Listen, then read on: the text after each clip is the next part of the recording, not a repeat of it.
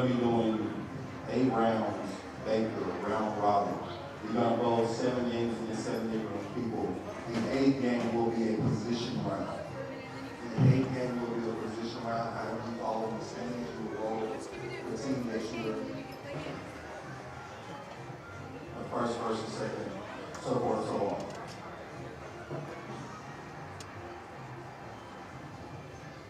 All right, if you guys are ready, you guys can hit the play now. Ladies and gentlemen, come up with 10 minutes of practice. Good luck and we're going.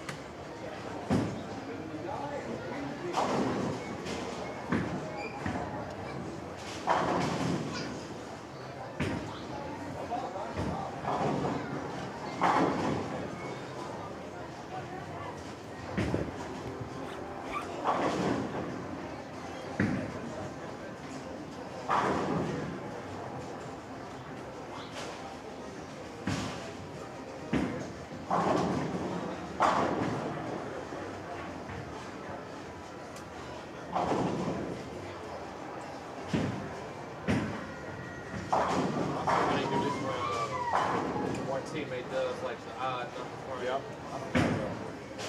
I definitely would have voted. I just heard and trying to get my finances together. Yeah, like second game. So you, let me go through all mine.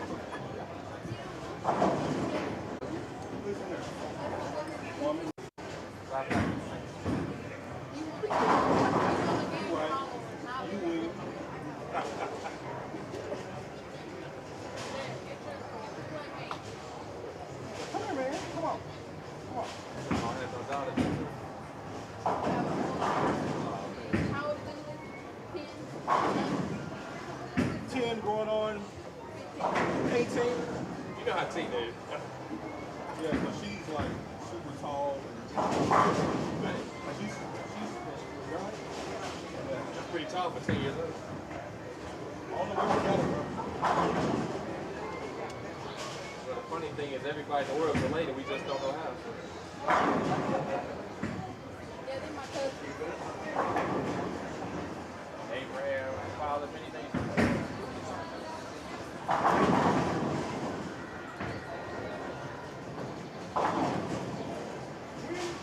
So Mike, I take it that you're busy on a regular basis doing a whole bunch of tournaments and running things. I have about a 50-hour a week business that I do at home. This is part-time. I work all week. Oh, so this is like a gig or whatever. Like extra. Because I be watching your videos I like on YouTube. You go and do stuff. Yeah. So Mike Shady, is he involved? Like both of y'all own and run? Yeah. Inside both? He is involved on the coaching side. Okay. Yeah, like the sugar. I'm about to say, yeah, I ordered this like a month ago. I'm gonna tag you and Nick in it. It's a nice shirt. I'm gonna order some more when I get a chance. And you put on code YouTube. Just YouTube? Yeah. Okay. Do it all the time. I appreciate it. I know y'all got the holiday doubles coming. We do.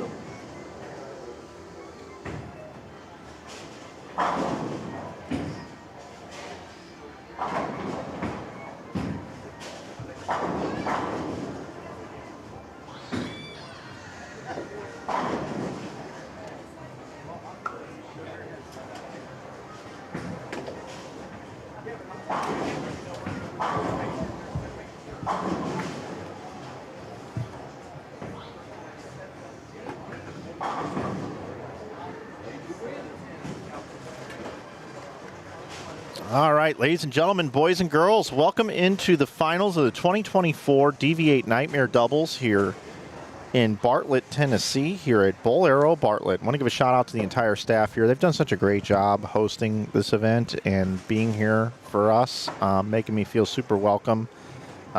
They've just been awesome. So I really want to thank them as we get started here. What a great facility. And from what I understand, they're going to be doing some remodeling before we come here next year. So it already looks great, but I guess it's going to look better. So I think I'd probably just leave it alone. But hey, you know what? I don't own the Bowlero Corporation. We just appreciate them being so good to us here. Certainly do appreciate everything they're doing. Also want to thank DV8, our title sponsor. Tonight we bowl DV8. Head over to dv8bowling.com, check out their products, and considering a DV8 purchase in your future. Also want to thank Brad Brooks at the Brooks Agency and Bowl 101 Pro Shops, several locations. Check them out, and the Just Be team. Of course, I want to thank my man Corcus Chisholm as well for letting me come and stream this event. I will pop the oil pattern up because I know not everybody's been watching all weekend, and you may be watching later on an archive broadcast, but it is a house shot basically. It's a modified house. It's a 15-to-1 ratio, 27.5 milliliters of oil, 43 feet in length. There's the pattern. Very high scoring is what you're going to see here. So we have 8 games of Baker match play. These are doubles teams, and one guy will bowl on one lane and one guy will bowl on the other lane. And it's going to go very, very, very quickly as we move along here. So we're going to have fast and furious action, lots of strikes, and lots to call and lots to pay attention to. All matches are on your screen and our picture-in-picture, as we like to do here on Inside Bowling. Also, if you'd like to help us out, we are approaching 100,000 subscribers. If you're not subscribed to the channel, please subscribe if you don't mind. Like the video, let people know you're watching bowling, and then you can also head over to our website, which is an e-commerce store. We've got everything you need, bowling balls, bags, shoes, everything. But we specialize in apparel, and we make T-shirts, hoodies, things like that. We're adding new items all the time. Check us out at InsideBowling.com, and you can save 15% with coupon code YouTube, which is down in the bottom left corner. Now, let's talk about who we have here. I had it up on the screen. Maybe it's a good idea just to put it up again. These are our standings through 8 games of qualifying, 93 teams, and then 5 games this morning in the semifinal round.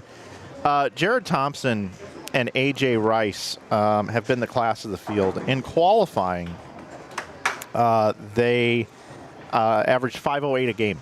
508 a game for 2 players. That's 259 average for Thompson and 248 average for AJ. They bowled well this morning, not quite at the blistering pace they did yesterday, but they have a nice lead here. They are bowling Sydney and Garcia. And then they are at 62-38. It gets kind of bunched up here. You got Perez and Miller at 62-03 over there on 25 and 26, taking on Crow and Barnes. Bottom right of your screen, you got Mossberger and Bate at 61-52, taking on White and Mosley at 61-50. And then also Lavery and Holloman taking on Pafumi and Deal. So 61-30 and 62-38 separate second from 8th, but we got our leaders like way ahead of everybody. So will the leaders at any point in time catch a period of time where they're not going to bowl well and they lose those 30 bonus pins and see if the field can come to them? We have not seen any reason for that at all. Also, side note, Jared Thompson bowled this event last year with Kyle Troop, and they won the event. Kyle was unable to bowl this year because Bree, his significant other, had a surgery this week, and I hear she's doing okay, but he wanted to stay at home and take care of things there. So good on you, Kyle Troop, for taking care of things at home. You're a good man, my friend. But the house mouse picks up A.J. Rice to bowl with him, and look what they've done here. So Thompson looking to go back-to-back at the Nightmare Doubles here in Bartlett. Many, many teams bowled twice in qualifying as well. Brad Miller and Jean Perez, they did not bowl so well in their opening round. And then they decided to re-enter on the C squad, and they find themselves in 3rd position. They've bowled really, really well ever since the re-entry. They bowled well today. And also, I have a standings link pinned at the top of the chat. If you'd like to see how everybody bowled, all the game-by-game scoring is all available there. Thanks to our friends over at tournamentbowl.com. There is Jared Thompson, the house mouse. He has just been unbelievably good here. Not to take away from A.J. Rice, because he's been unbelievably good too, but he has just been the best in this field. A lot of talent, a lot of great teams here. So we take a look. We've got 290 versus 300 pace on 23 and 24, 25 and 26. We've got no strikes thus far for Jean Perez and Brad Miller. Ryan Barnes and Cam Crow currently right now spare strike. against them. Remember, 30 bonus pins at stake every game here. It should go pretty quick, and we're glad you're with us. Let's swap out here. We're going to invert our stream. That's what I like to say here. We've got front 4. We got double 9 spare. Going at a Dutch pace here and a spare double early on in these matches here. Nate Garcia with a strike, bottom right of your screen.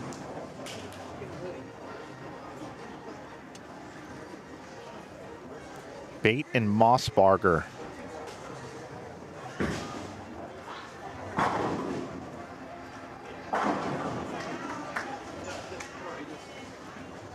Mossbarger with a strike. Zeke Easy looking to get another one here up on the board over on lane 27. You got Michael Holloman, bowling with Sean Lavery Spar.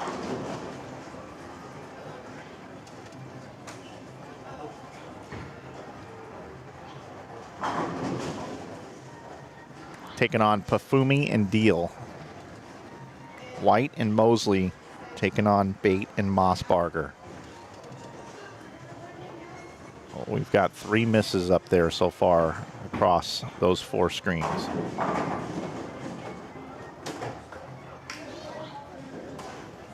Lavery now up on the left lane, lane 29.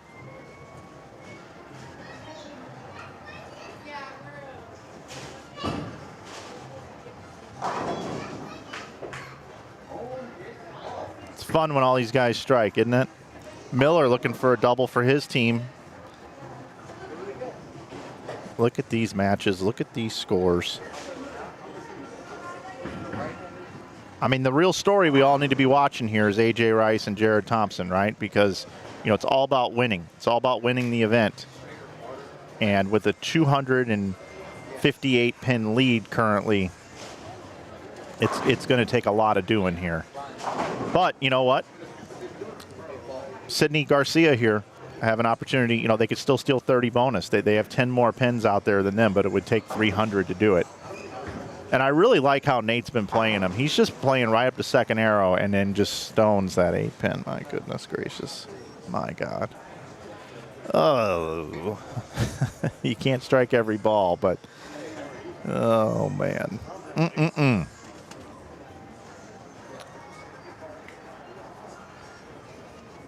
That's tough.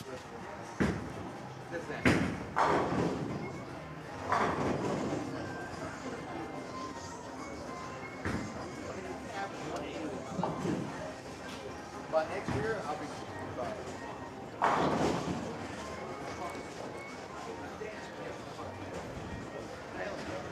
Eric Deal, Dave Pafumi, Sean Lavery Spar, Michael Holloman, Nolan White, Jalen Mosley, Zeke Bate, Michael Mossbarger, Cam Crow, Ryan Barnes, Brad Miller, Jean Perez, Nate Garcia, Sidney Schroschik, and A.J. Rice, Jared Thompson. Those are your 16 players left competing here in this doubles event.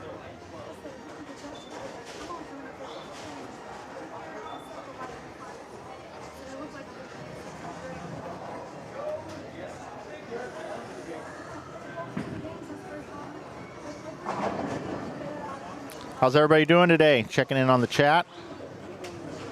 Hopefully everybody's doing quite well.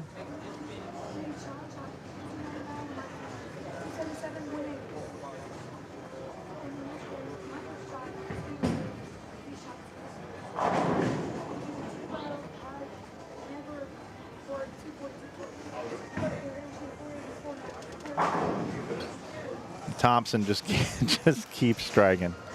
Just keep striking. I'm going to remove this from the screen now. So you take a look at our matchups here. It goes quick when you're striking this much.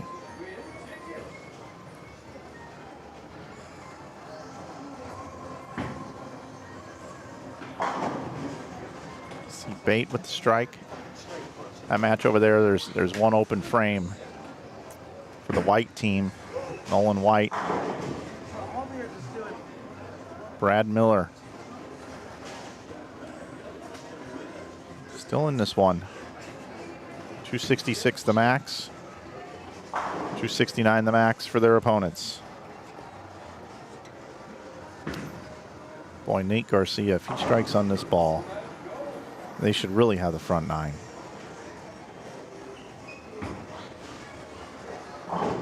Yeah, airmails it a little quick, a little right.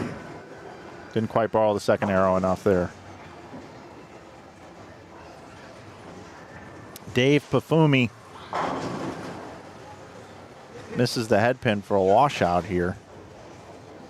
Sean Lavery and Michael Holloman are loving that right now. Jalen Mosley up on lane 27. They got 262 left, 279 left for Bate and Mossbarger.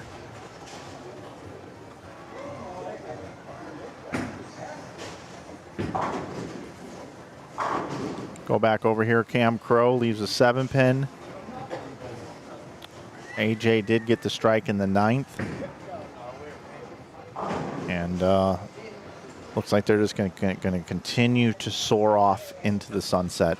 Kind of like when you let go of one of those balloons with helium and it just floats away and you never see it again.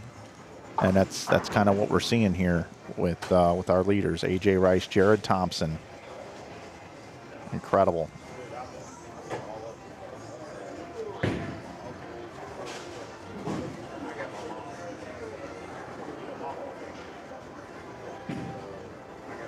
There is no stepladder final. This is it. This is it. Mossbarger with a strike. Bottom right of your screen. Keeping he and Zeke in this one here. Keeping a lead. Again, 279 the max there. 262 for their opponents. They're heading into the 9th frame now. Michael Holloman with the strike. They can still bowl 269. 244 the max for Deal and Pafumi on the bottom right of your screen. Sean's going to be stepping up in the 9th frame. 248 and an L. 248 and an L for Nate Garcia and Sidney Shrashik.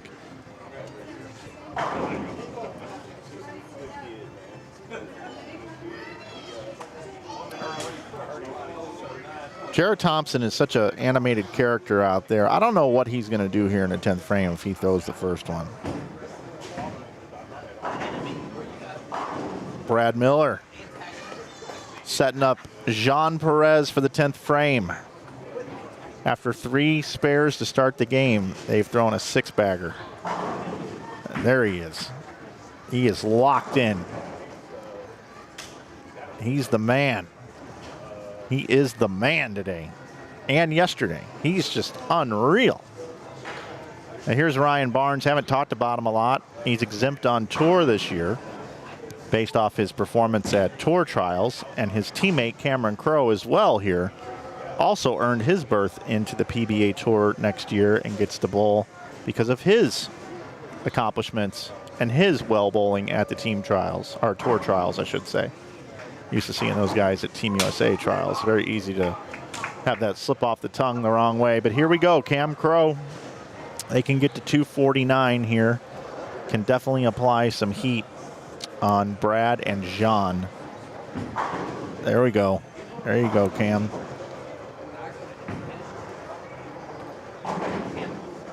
Jared, 290 for he and AJ Rice. And here's a smile right there. Jared Thompson and AJ Rice, they are putting on their wings and flying away. Woo, it's been impressive. We just had a solid 8 over here. I believe that was Mosley had the solid 8. Cam Crowe doubles in the 10th, continuing to apply pressure. Let's move it over here for a second. Take a look. 251 the max, 279 the max for Bate and Mossbarger. Here we have Eric Deal stepping up, can bowl 224. All right, it falls some way, somehow. 249 left for Holloman and Lavery. See Cam Crowe finishing out the game. Gets the strike. We'll go over and take a look at Jean Perez. So let's figure this one out here. 86, 116, 146. 86, 146, 176, 225. So what's he need, a mark? He needs a mark here. Yep, strike will do it. That's going to be the dub in 30 bonus pins for Jean Perez and Brad Miller.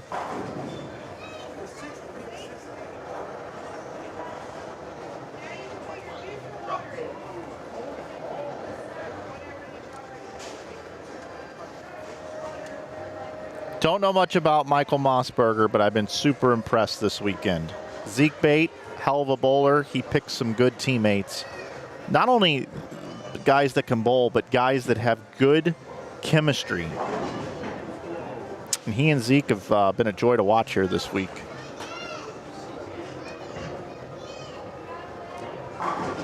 Needs to make it for the win. Must make the 7-pin.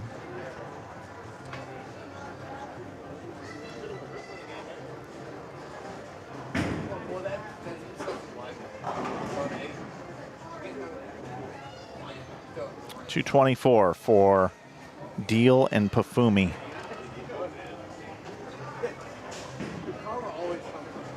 All right, nice spare for Mossberger. Now just needs 4 pins on his fill ball. Stay behind the foul line here. Michael Holloman stepping up, trying to get as many pins as he possibly can. And there's your typical Michael Holloman strike.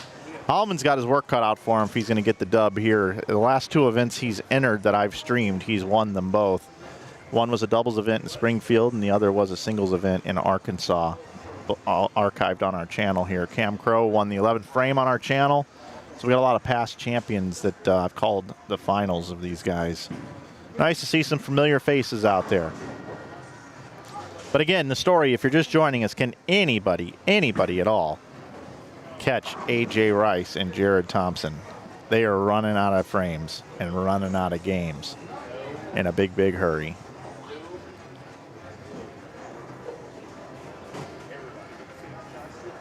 So Bate and Mossberger get the win. Holloman and Lavery get the win. Miller and Perez get the win. And Rice Thompson with the W's here in game number 1. And that's going to be it. Just like that, game 1 done. Game 2 coming up right now here on Inside Bowling. Quis Chisholm, our tournament director, is going to come and sit down and spend some time with me and join me here in this booth at some point in time here. He told me he was coming. Got one more score to put in. And as soon as that score is in, I'll put our new standings up on the screen. The scores are in. Now I just got to make sure that I've got it in such a way that it's easy to see, because it always changes.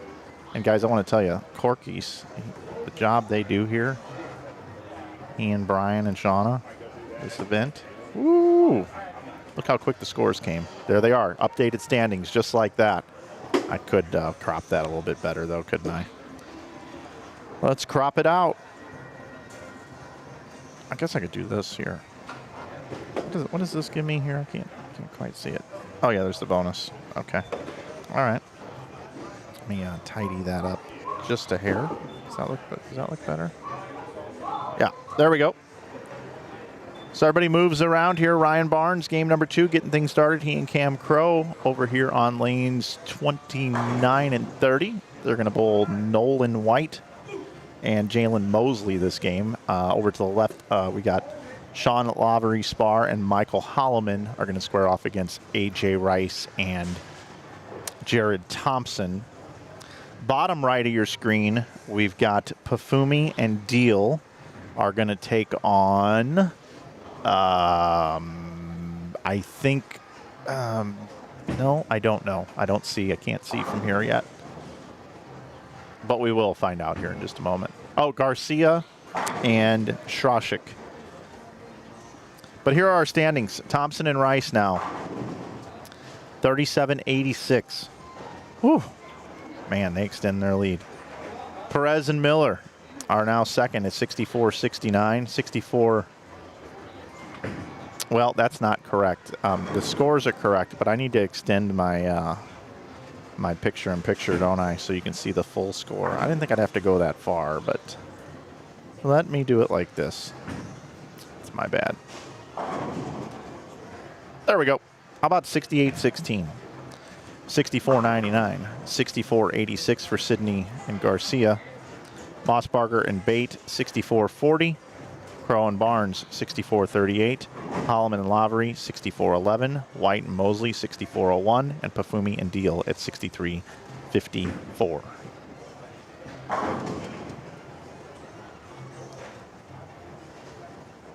If you're Jared Thompson, you got to be starting to get a little upset at A.J. Rice for not striking in the first frame.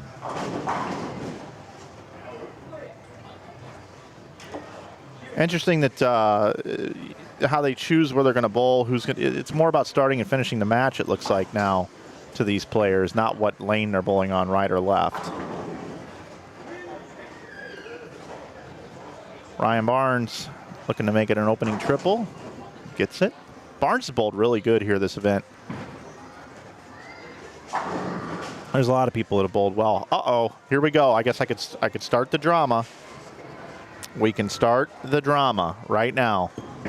Jared Thompson and A.J. Rice have each bowled a frame, and neither of them have struck. That hasn't been able to be said much at all this weekend. These guys, the wheels are falling off. They're about to go all the way to 8th because they cannot strike on 27 and 28.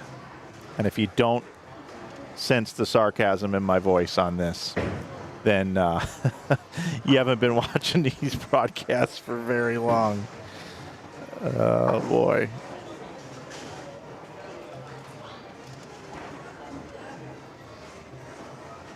Maybe Holloman and Lavery are the kryptonite here, although they can't get better than 8 so far to start this one. But having no problems on 29 and 30. Crow and Barnes, Mosley, and White. There you go, Michael. Michael, motorcycle. Bounce over to here. See Zeke Easy spare strike. He's looking to get a double over here. Thank you. Awesome. Appreciate it.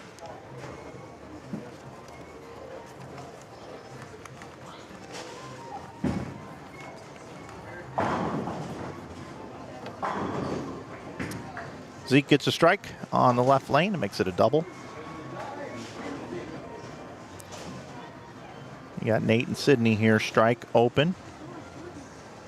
By the way, Nate and Elise have a YouTube channel. You should go check it out. They stream stuff all the time. Doing a great job promoting the sport. So check out Nate and Elise on YouTube. He's down there streaming right there on his phone. You can see.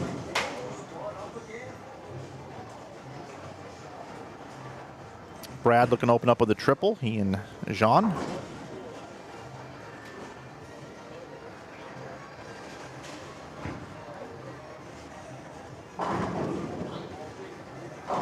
I want to thank you all for being here today with me here on Inside Bowling. My name is Mike Flanagan. If you've never tuned into our broadcast before, we welcome you in. I've been doing this since 2010. There you go, Sid. Sid the Kid.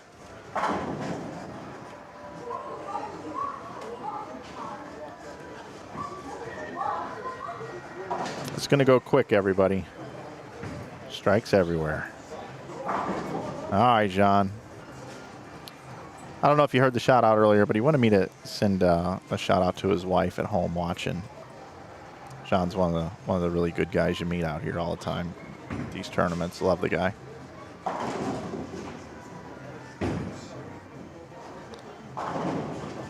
So AJ struck in the third. Can Jared strike in the fourth? Well, I guess everything's okay. They put a little Neosporin on it, put a Band-Aid on it. Now they're back to striking again.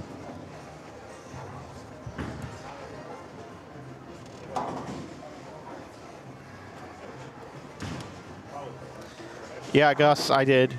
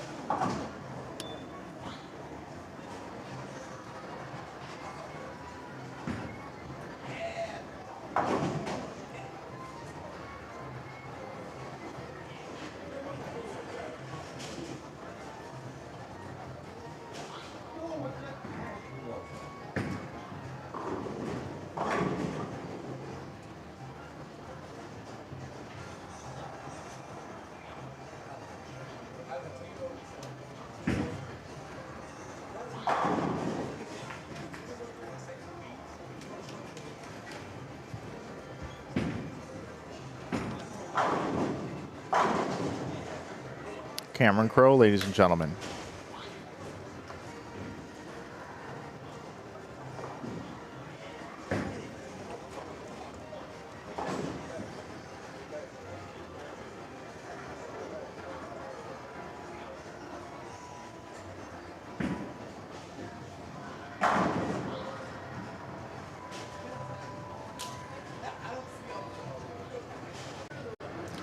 First place in this event is $8,000. Second place is $4,000. Third is $2,500. Fourth is $2,250. Fifth is $2,000.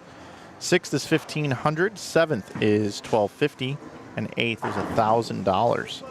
Here at this year's event, there was also a Calcutta in this one as well, with additional money available. All that information is available at the link above your chat. All right, so let's break it down here. We've got A.J. Rice and Jared Thompson. Got a little 9 spare, triple 9, and should be a spare here, even though these guys don't throw at them very often, especially Jared. Holloman and Lavery. No doubles so far through 5 frames. Nolan White throwing at this 10-pin here. They are in a little bit of trouble, he and Mosley, against Crow and Barnes, as they can max at 278. Pop those standings back up on the screen for you. Crow and Barnes with a big game coming here have an opportunity to maybe pick up a spot or at least get closer to third place. A lot of money at stake. I just went over the prize fund. You've got Zeke and Michael here, over here on 24.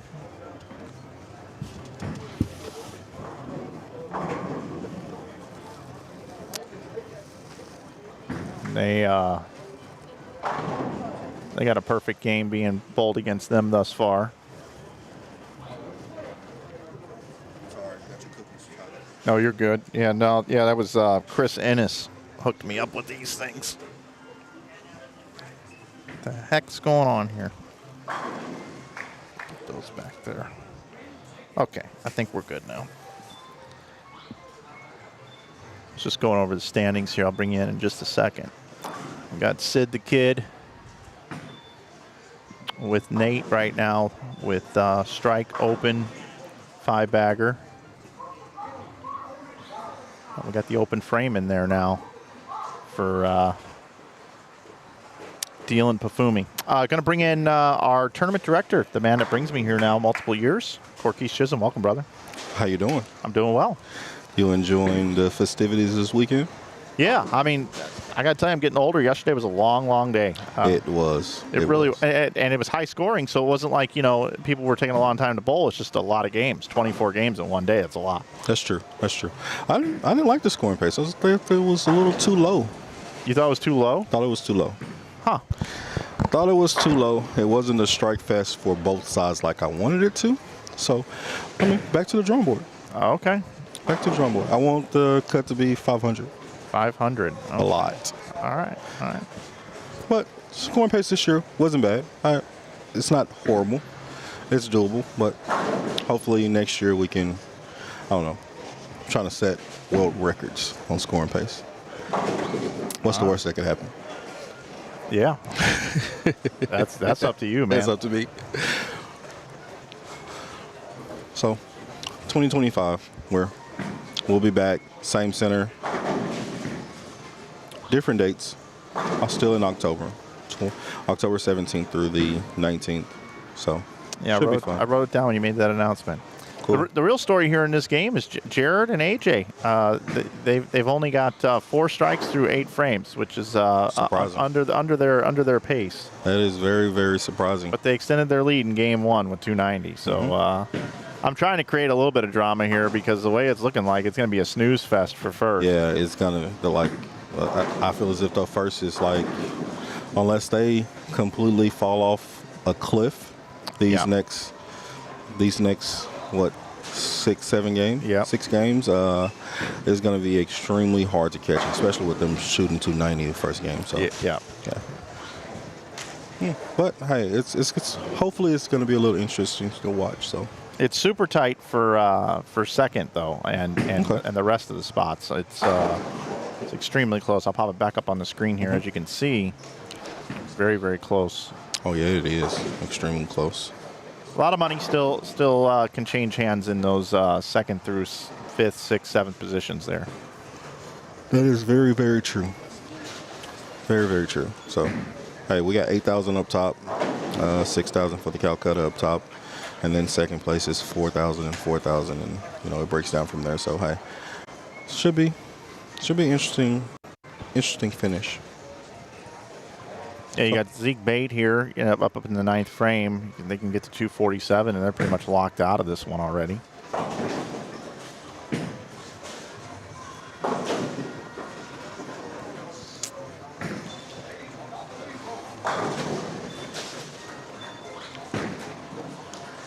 Had a solid field here again this year. 92 entries it was? Yes, 92 entries. We were 4 from filling up, and those 4 spots were all on A squad. So hey, no complaints. Hopefully we can continue to grow and make things better year after year. Year after year. I was talking to Brad about some of the tournaments in which they run, and was wondering if they use tournament bowling or not, and they said that they don't. I said, hey man, might want to look into it. It's pretty good. Yeah. Pretty good. good No, system. I like being able to get these scores so quickly, Yeah. that's for sure. Brad Miller looking for the front 9. He has done his... No, he has not. That was Could almost not a see 7-10. that. Okay. Yeah. Kicked out the 10 late on that.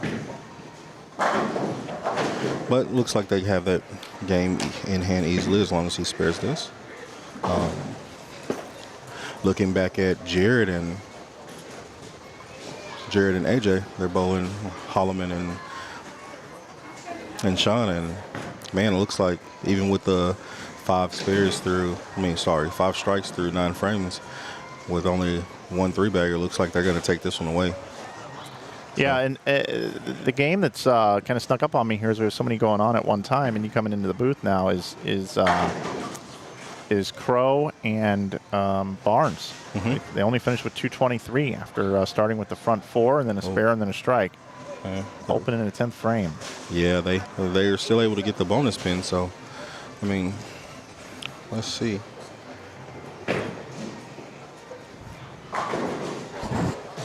Yep, so we're getting the win over there for...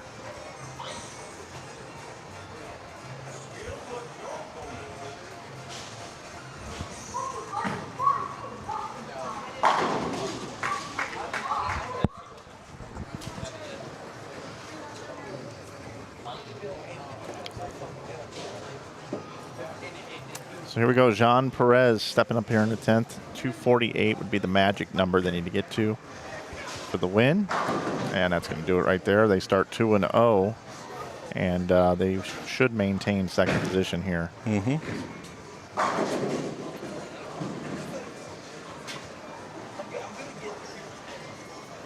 So that shot there puts them in the 250s for Deal and Pafumi. Going to get the win here over Garcia and Shashik. So that's how you say his last name, Sashik. Shashik. That's what I've been doing. Shashik. Hey, you're better than me. I just called him Sydney. So Yeah, I saw the Sydney on the sheet here. hey, I didn't want to butcher it, so I don't. It could be Shashik, but I've got Shashik. That's how I'm saying it.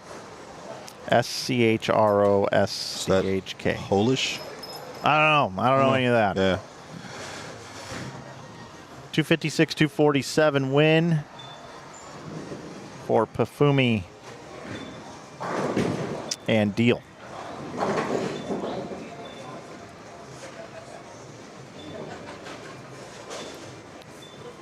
We're about to go into game number 3.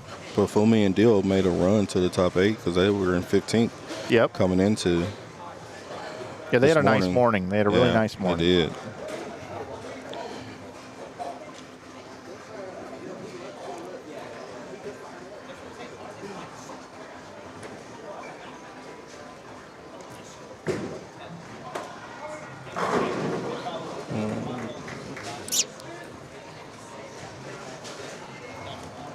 All right, we're getting updated.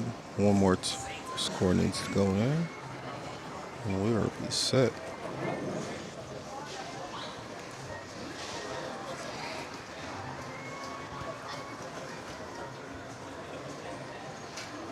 So we were throwing around ideas for how to, make this a little bit better, especially with the re-entry debacle that we had earlier. Had yesterday. I was just thinking, man. Debacle meaning supply and demand? Yeah, supply and demand.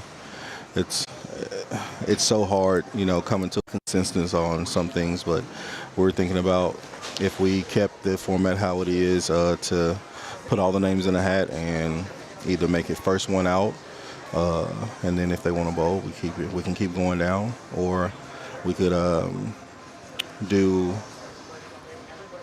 everybody that wants to re-bowl, if we have spots open, we just pull names out of a hat. So I don't know what we're gonna do. We're debating on possibly changing the format. We really don't know just yet exactly what we're gonna do. But as of right now, we're gonna sit things how they are, and we're gonna review things within the next couple of days and go from there on how we're gonna do, especially with those re-entries. Or we could do a 1 a.m. squad and being here super late. Yeah. But you wouldn't be streaming that. Yeah, you'll be asleep. I probably would want to be asleep too. Yeah, I don't know what we'd do in a situation like that. Situation like that, that'd be ridiculous. But no, like right now, I'm running off of 10 hours of sleep for the entire weekend, and that's at the very most. So me too. I understand. It's been rough, but it's been fun. So. All right, standings are updated after 2 games here. So we've got teams 1 and 2 are both 2-0.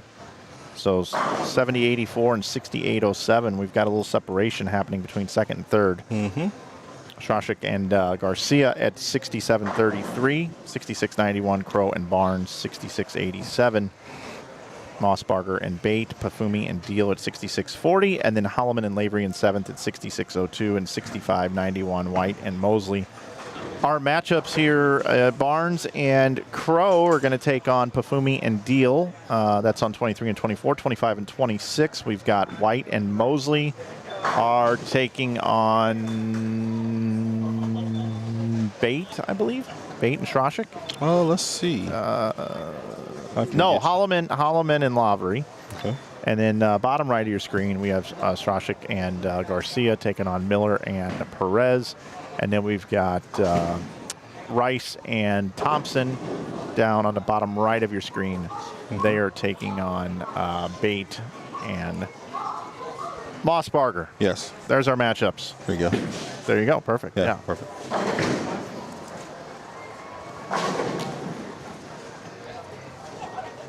So again, if you're just tuning in, this weekend during qualifying, Jared Thompson averaged 259.50. AJ Rice 248.62. It's 508 a game, these guys. 254 a man, plus 865 through qualifying, and they got out to a big lead. Yeah, that was impressive to watch.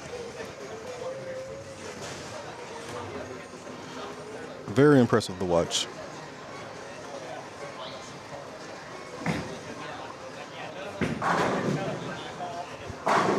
Pafumi with a strike to start off with a double against Cam and Ryan. See if Cam can answer. Thanks, Gus, in the chat. Appreciate all your picks this week. This guy's on fire on the prop bets in the NFL. In the NFL? Well, last night he had a college one, too. He had Okay. this running back from Boise State over 187 yards, and it hit. Over 187 yards? Yeah, this dude's averaging like 200 yards a game. Yeah, but he's also probably first or second in Heisman voting. He's the best running back in the nation right now. So he's been going crazy. So he had that, and then he had Baker Mayfield over 1.5 touchdowns today. That's already happened. Okay, yeah. And then he had Derrick Henry with an anytime touchdown. That one was minus 340 something. So even though it was a win, Gus, that's kind of laying a lot of juice there.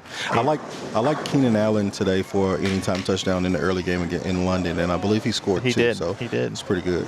Yeah, and then he has CeeDee Lamb over 6.5 receptions still left today. If you guys want to go take that one. And who are they playing?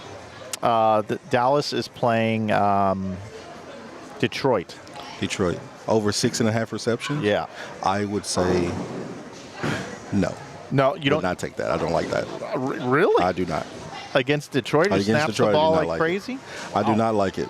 Now, with the chemistry that him and Dak have been going through the last game, I don't know if Dak is going to look for him. So it's going to be either he has 1 to 2 receptions or he's going to have 15. 13, yeah. So it's one or the other. All right, well. So hey, I'm riding the picks personally. I don't blame you. Hey, I would ride it. If you can go put it in, why not? Why not? Hey, you should get a sponsor with DraftKings Sportsbook. Yeah, that'd be fun. I've seen everybody with it. Everybody that's on YouTube with the DraftKings Sportsbook.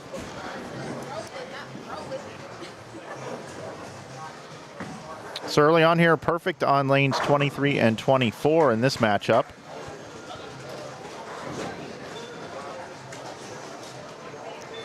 No strikes.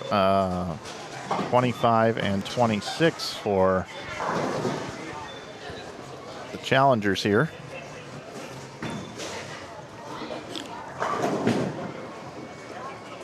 Holloman and Lavery. It's on 25 and 26. Yep. No strikes for them. No strikes yet. See what AJ does right here. I think he's going to strike. I think the 7 pin's going to be standing, and then some pin's going to come flying off the wall and knock it down. Let's see. Oh no, just the 4 Just into a the nice 7. A traditional little tap. strike. Yeah. Wall tapper. Mm-hmm.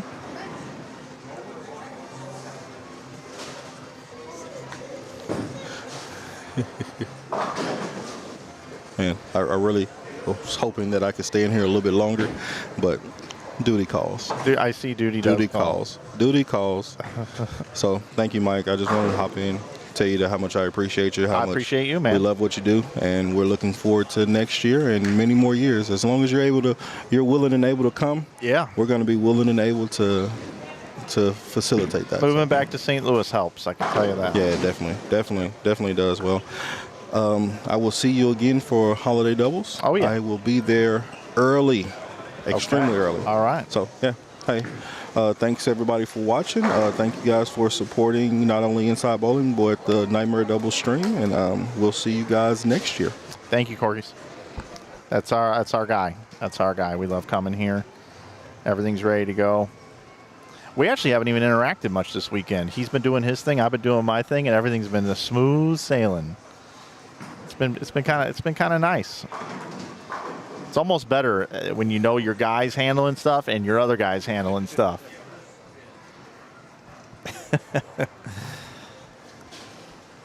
And he came in, and this is game 3, everybody. Game 3. Just updating the standings and everything else. Forgot to switch the game graphic. Game 3 of 8.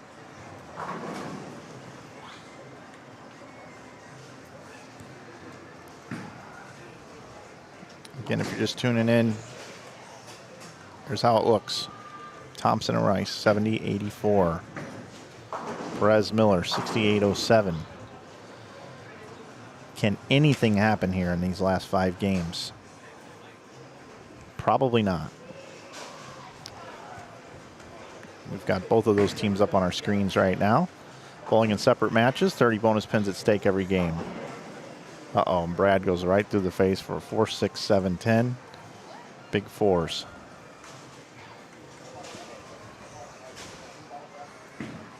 Again, they're bowling on condition that's 15-to-1 ratio.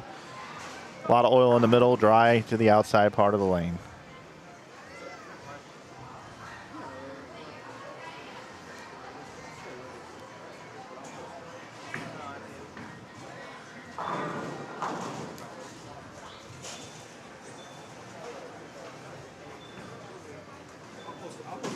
Uh-oh, AJ misses a 7-pin.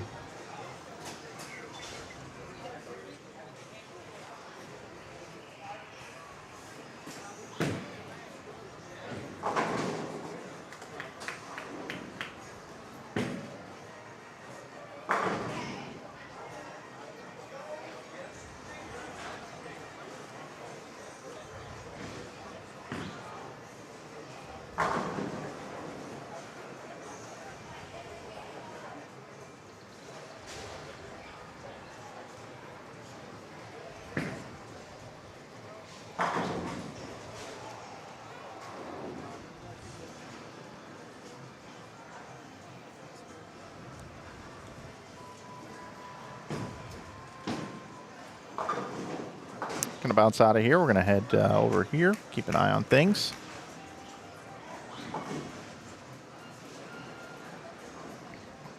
It's 1:30 in the afternoon. Bowling game's at about a 25-minute pace.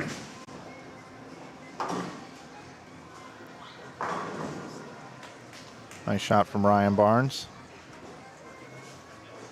You know, many of these players in the field, I really can't say that anything constructively bad, because it just seems like everybody's been around the pocket. Errant shot here or there, but everybody's got a good look. I don't necessarily want to say this has turned into, you know, a carry contest per se, because, you know, we just saw Brad Miller big 4. That's not a carry contest. You know, we've just seen Jared and AJ not miss the pocket as much as everybody else, you know, and the amount of power they're able to generate and create. But, you know, Jared, he doesn't have a lot of revolutions on the ball. He's got speed, but he's just slinging it. He's just got a great look all weekend.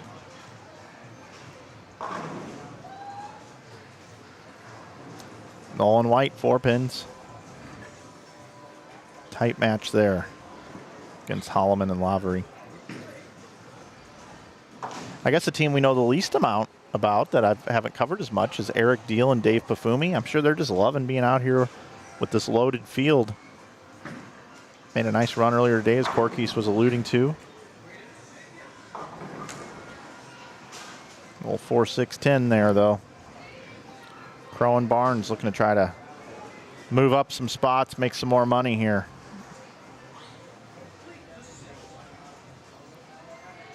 See if AJ can come back over here on 29.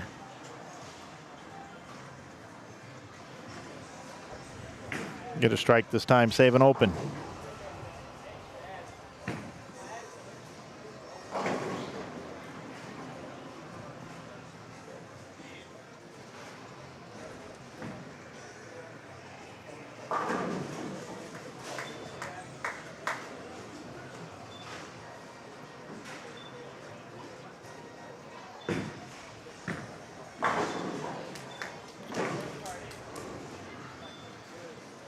What's that song? Save a horse, ride a cowboy, right? Isn't that the song?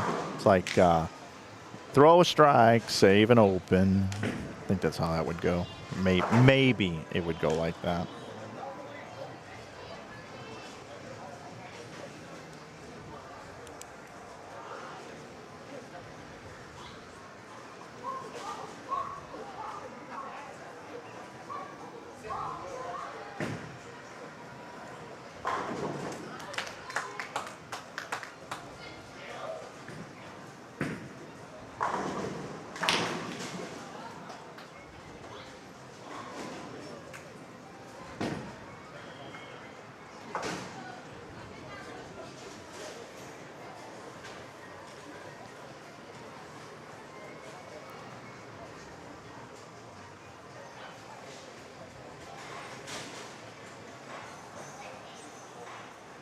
Yeah, MKE Hammond. Yeah, Ryan Barnes is Linda's son and Chris's son, I guess you could say as well. if they're listening. I know they just got a chuckle out of that. Thank you. You're welcome.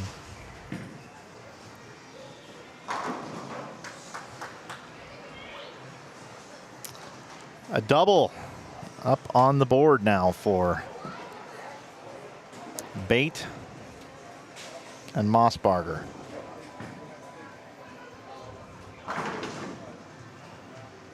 Jean Perez, Brad Miller. You know, I kind of like to pretend, what if Jared Thompson and AJ Rice didn't bowl the event, right? How would this look different? Look at how close it would be to win the tournament.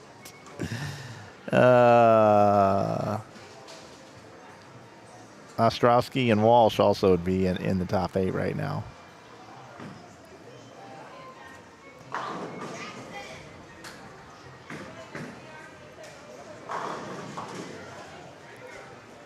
Jared and AJ almost look pedestrian right now. They look like any of us watching right now. They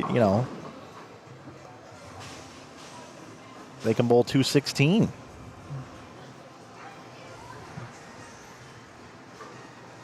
They might get their first L here. A little flat 7. He's already missed one on this lane. I don't think he'll miss it again, though.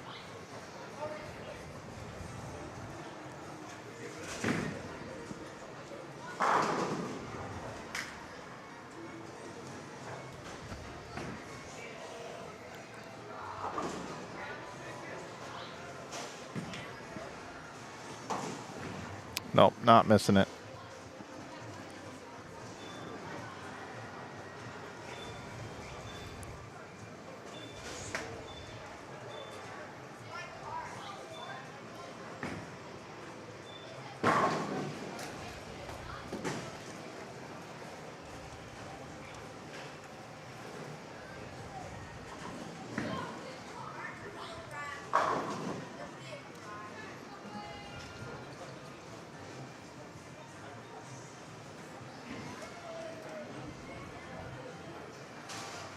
You know, folks, you do meet a lot of people doing this as long as I have now, and the guy on 30, Zeke Bate, is another good one.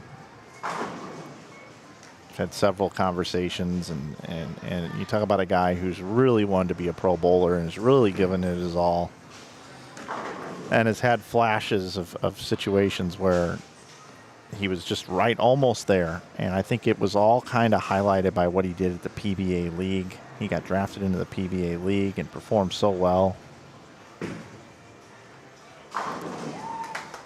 Michael Holloman bringing the heat. 4 spares in a row, and they're looking to throw the last 8.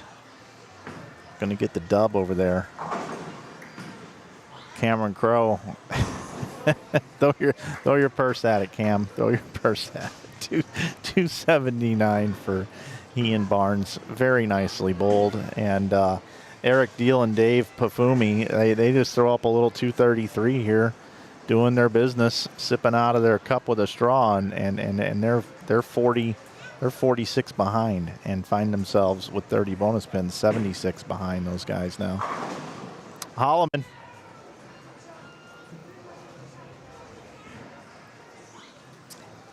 Another one. 257 the max over there. They're going to get the dub. Hang out over here for a second. Zeke Bate knows how to pick these partners. Keaton Ostrowski, Blake Walsh, they're kind of my guys earlier that I was talking about that I think are the future. But I didn't know much about Mossbarger coming into this one. I see in the chat, they let me know he's from Cincinnati. I just hadn't crossed my path, but this guy can bowl.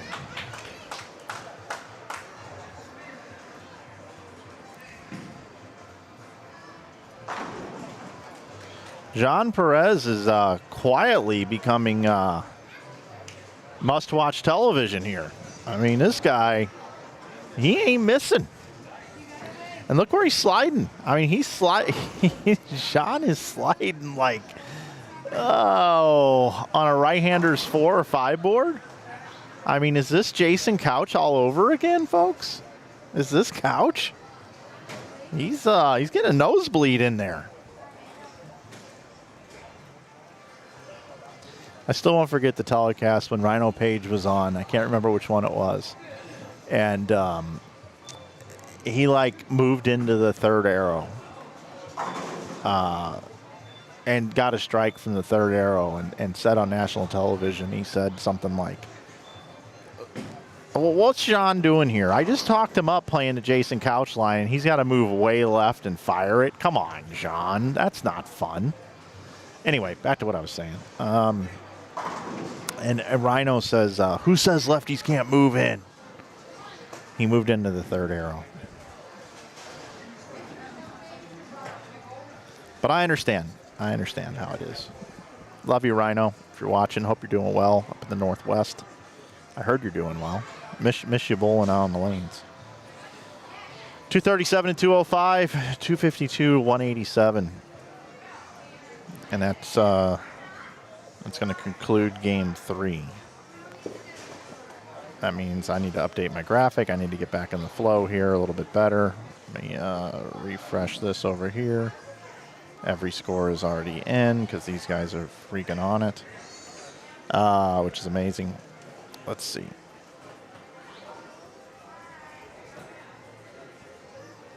I don't know what all I need to put on here. Let's see how this does. Let's see how this does.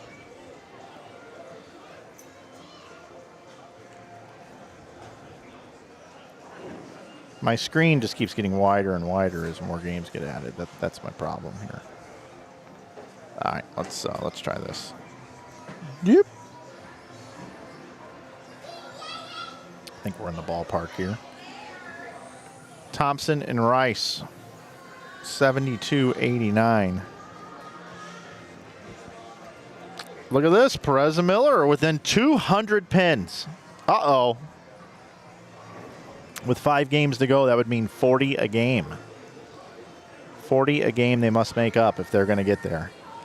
Crow and Barnes, with that 279 and 30 bonus, move up to third. And you can see the dollar amounts here, the differences here. Mossberger and Bate sitting at 69.54. 69.20 is Schroschik and Garcia. They have Sydney on there, but that's his first name. Holloman and Lavery at 68.89. Pafumi and Deal at 68.73. And White and Mosley at 68-26. Matchups this round. Well, we see 2 of them here. We got Miller and Jean Perez right here on 29 and 30, taking on Holloman and Lavery Spar. Got Cam Crow and Ryan Barnes taking on the House Mouse, Jared Thompson and A.J. Rice.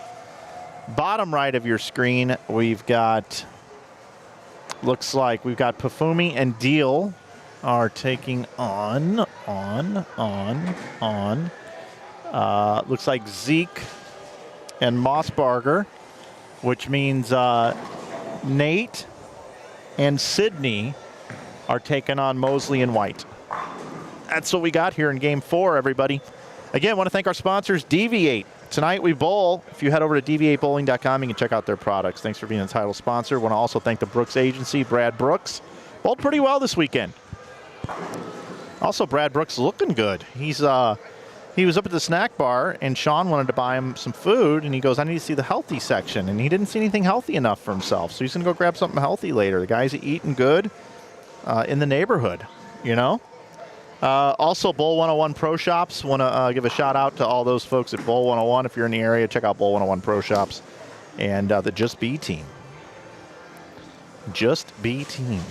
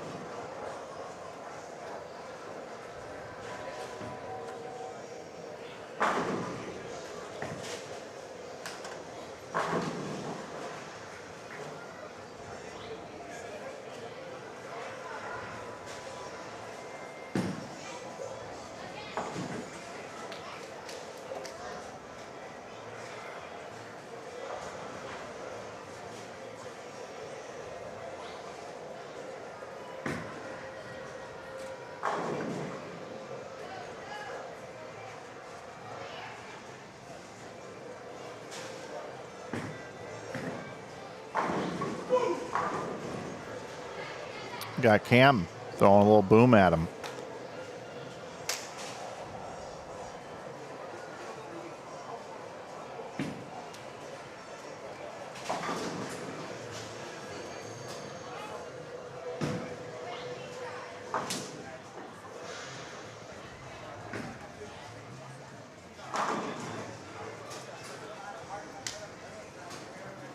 We got 3 of the top 4 here, don't we?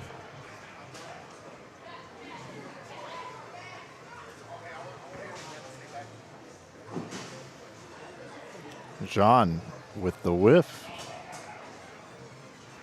Complete whiff. 15 in the second. Yikes.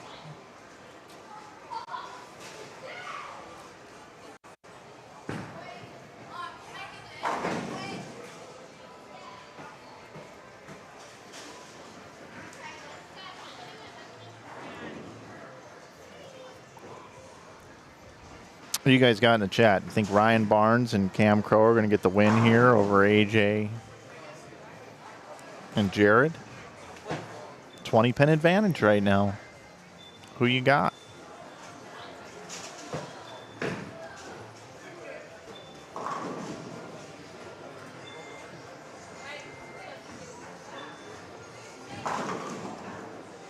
Looks pretty good there from Ryan.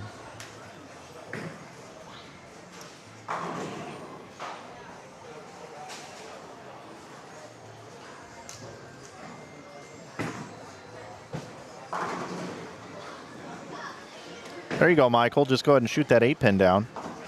You know, sometimes you sit here and you just kind of think about what's going on. And, you know, you think about all these players out here on the lanes. And you look at a guy like Cam Crow, and I'm like, okay. I think it was 5 years ago. I was in Indianapolis working for Bowl TV, calling the Junior Gold Finals, and this kid won Junior Gold. And then I got to see him win the 11th frame and cut his teeth in some Greater Iowa events and have a college career, and he goes out and wins a spot on tour. Now here he is bowling with Ryan Barnes. You know, you grow up, you watch Chris and Linda bowl on television, you know, and at the age that I was at, you know, they're a little bit older than me, you know, and you think, oh man, these people are great bowlers. These are unbelievable bowlers. And then you think, well, here I am, 2024, October the 13th, and I'm watching their son Ryan bowl, who also is now exempt on tour. You just start seeing stuff like that. How about Brad Miller sitting on the concourse at Crest Bowl in about 2009 with Eddie Sitwinski when they were going to Lindenwood, and I fired up a Ustream account and we started streaming action matches between Brett Cunningham and Nick Weber. And now here's Brad Miller, who's got, you know, almost 200,000 subs on YouTube. Has bowled for the title before on national television. Has bowled on the PBA Tour pretty much full time. He's been having a little rough go of it here lately, and I have all his history with Brad, and he's out here bowling in this event, right? It's kind of weird sitting in my chair sometimes, you guys, with all these relationships and all these people you get to know. It's really kind of surreal, and it is really a blessing. It really is. And that's just a few people, you know. Michael Holloman, you know, bowled against Jacob Buttriff for the USBC Masters title. I was there. I interviewed both of them when I was working for Ebonite. Put out a video on it. I remember when Del Ballard drafted Michael Holloman for the PBA League. You know, how about Sean Lavery Spar? This might be the most unbelievable story out there there's ever been. The guy was back up against the ropes against life with COVID. And this guy wasn't doing good, folks. He was teeter-tottering on whether or not he was going to be alive. And he had this block 2 years ago in Oklahoma at a PBA stop where he outscored everybody. He outbowled everybody for that squad. And I brought him in the booth and we talked about it. And I looked at him and I said, hey man, this has got to feel pretty good. puts things in perspective when you're struggling with even being able to breathe. And now here you are out here leading a PBA event, doesn't it? And he about lost it. Because that's what it's all about, man. It's all about these relationships out here. It's all about people, and it's all about you guys at home, too. You guys all have your own stories. You all deal with your own things. But what I love about bringing you guys these tournaments is we're all one big community, one big family. I talked about it yesterday. I was kind of being goofy, talking about the old AOL chat rooms and how there were the hot tub rooms where you actually role-played it out. Hey, can I get in the hot tub? How's the water? Oh, hey, welcome back, Frank. You know, like, whatever. But that really is what this is. And these bowlers you're out here watching compete, they've all got stories, every single one of them. And to the stories I don't even know, I apologize. I wish I knew more of all the players. You know, Jalen Mosley walking off the approach, talk about that guy. So I'll switch over there for a second. I remember him bowling the USBC Masters. He made match play at, I think, like age 13 or something. You know, and then I think of him and I think of Cam Doyle bowling the U.S. Open at 13, I think it was. And then I get introduced to new players like this guy here, Michael Mossbarger. I don't know him at all, but he's bowling with Zeke Bate. I know Zeke picks good people. You got to be a good person and you got to be a good bowler to bowl with Zeke. You got to check both of those boxes.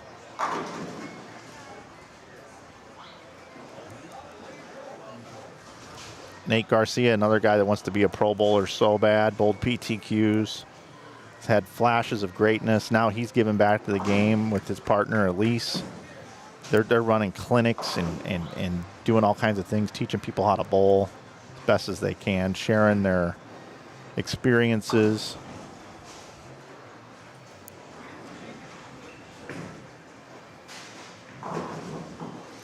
I have noticed, though, Nate, on this house pattern here, if he gets it too much in the oil, he a little speed sensitive there. If he ramps up the speed a little bit, he has a hard time getting it to shape down lane.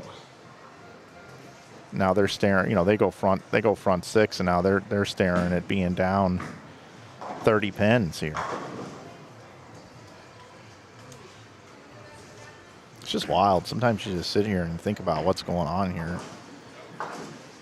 And we get all wrapped up into that shot didn't carry, that guy said this, that guy did this, when really there's so much good going on right here on the screen. It's a lot of it. A lot of good. So there's my pass the fire stick along to somebody else, kumbaya moment. But it really does happen to me all the time sitting here. I just think about what's really going on in front of us. Happens a lot on the PBA 50 tour when I'm out there calling that tour. These people out there that are just legends and heroes of the game.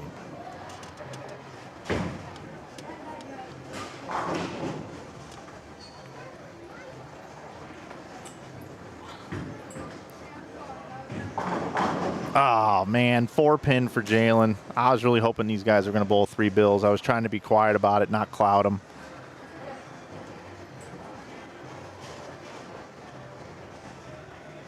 Those of you who don't know, too, Zeke Bate, he does, he's like in the fine arts. He does beatboxing and dancing.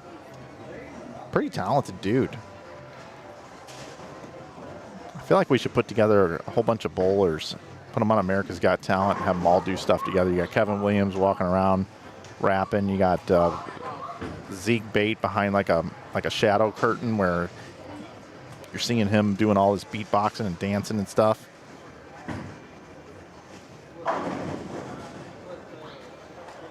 Maybe Dick Allen comes out and says, "Ladies and gentlemen, you're about to watch the greatest show you've ever seen." And then he just walks off. He's wearing all white with a white headband on or something like that.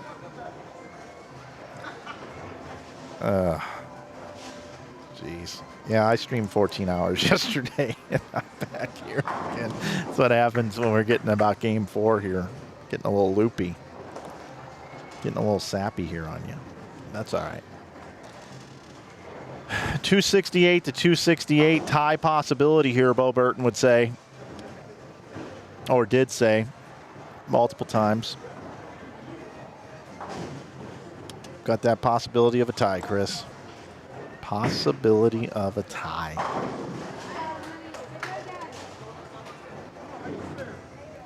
David here, my interaction with him, David Pafumi, came up to me and said, hey, just want to let you know, thanks for saying my name right. I'm like, well, blind squirrel finds a nut once in a while, doesn't he?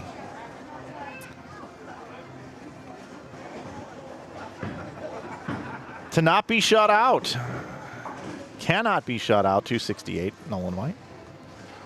What's going on over here? 246. Uh-oh. Uh-oh. We got the big L up on the board for Jared and AJ. Now, I'm not picking on those guys by any means, but I'm trying to create any drama that I can, even though they've already won the tournament yesterday. Sean's going to be in the 250s now. He and Michael, they're going to get the win over Brad and Jean, which they were in second. So Nate got the first one to go for the tie. 15 bonus pins here.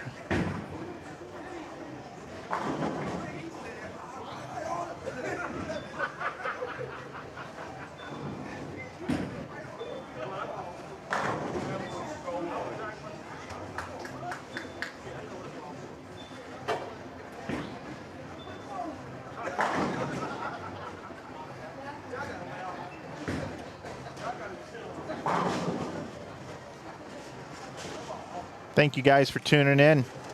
Got biggest audience we've had all weekend. Since we do have some new viewers coming in,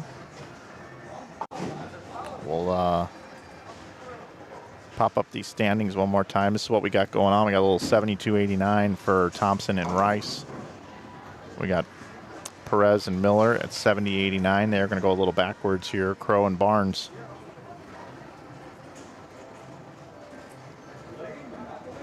At 7,000 for the tie. That's it. Nice performance. Nice performance there, Nate.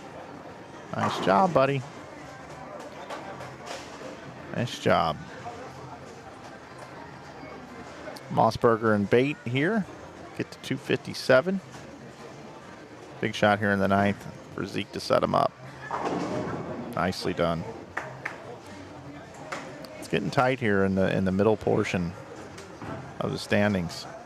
It's been tight, but it's closing up a little bit.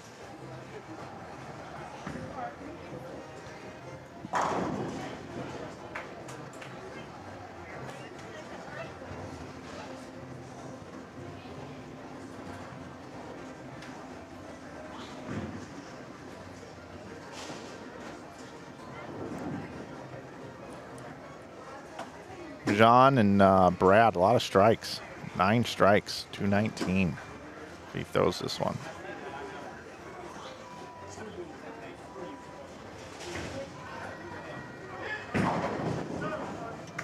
Yeah, Eddie, you're right. Nate kept his speed down just a little bit. Didn't throw it past the break, and look what happened. 3 good shots in a row, 3 strikes, good results. All right, everybody's moving. Everybody's moving. Everybody's grooving. Isn't that the Love Shack, I think? Everybody's moving. Everybody's grooving, baby. Something like that. Not really a big B-52s guy, but that's all right. It's a little place where we can get together, I think.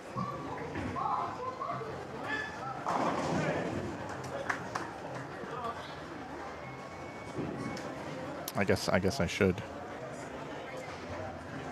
be here, actually. 257.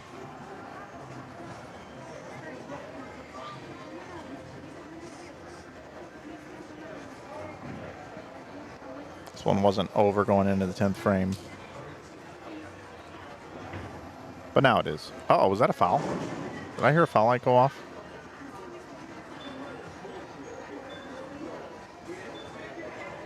I think that might have been a foul.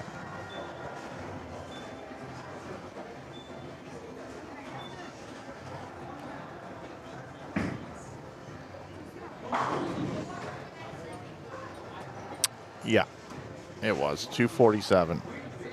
They locked him out, though.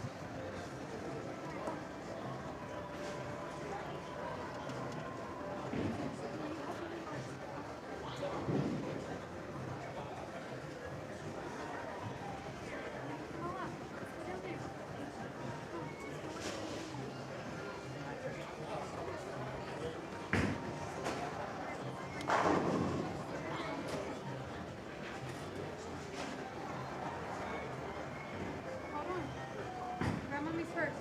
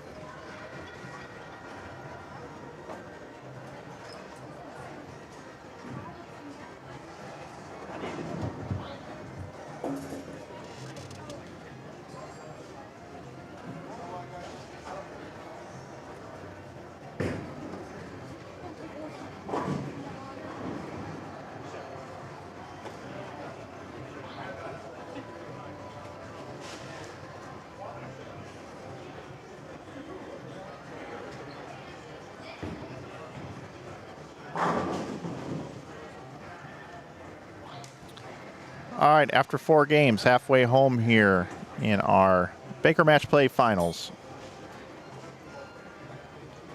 Rice and Thompson now sit at 75-12. Perez and Miller still in second at 73-05. Crow and Barnes are now at 72-76 in third. Mossberger and Bate at 72-31 in fourth. Sydney and Garcia in fifth at 72-03. Holloman and Lavery at 71-74 in sixth. Bafumi and Deal seventh at 71-10. And just 1 pin back now, White and Mosley 71-09. So 207 pins separate first and second. So that's 50 a game. So either Perez and Miller or Crow and Barnes are going to have to just go lights out, like bowl 830, 840, something like that. For 3 games, I don't know. We're looking at, let's say, 1,050. Let's say they bowl 1,050. Then that would mean AJ and Jared would have to bowl like 850. There's some bonus pins involved. There's 120 bonus available. I mean, I guess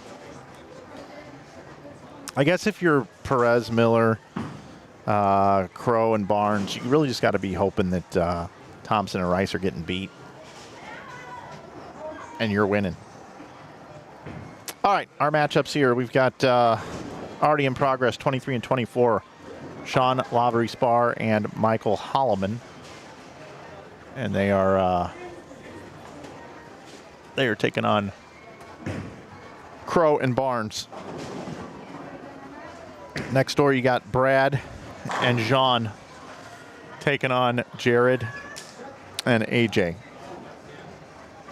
Bottom right of your screen, we've got Pafumi and Deal taking on White and Mosley. And then bottom right, you've got Nate Garcia and Sydney taking on Zeke Easy.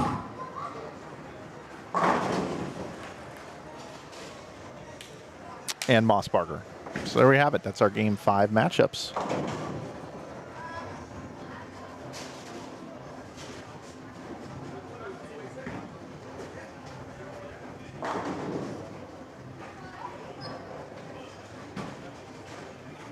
We started at about 12:40. So it took them an hour and 20 minutes to bowl 4 games. So we should be done around 3:30 here today. The last game is position round. Keep that in mind. So even though it's 200 pins you got to make up, it's really you got to get within 170, right? Well, I mean, you got to make up 170 to get it within about 30 going into the last game. So it's possible. It is possible. It's closer than you think, actually.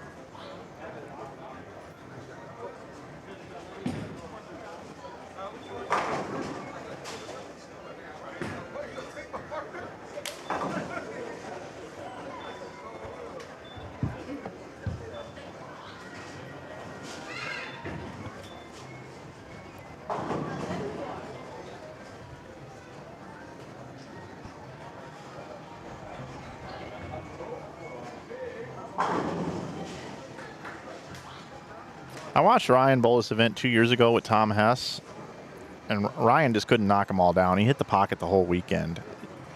If you go back and rewatch him bowling in that event, now watching him now and seeing the difference, he's able to knock him down, and he's just matched up so much better. I think his angles are just a little bit tighter. I think his feet are a little bit further right, and his eyes might be in about the same spot. It's a little more forward roll, end over end, just kind of thinking back at the whole thing. Cam threw that one past the break point.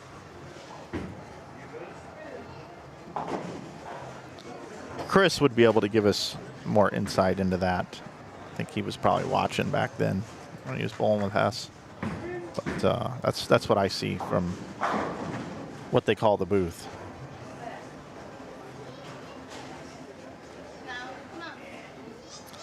Been catching up with the NFL a little bit here today. Anything exciting I need to know about?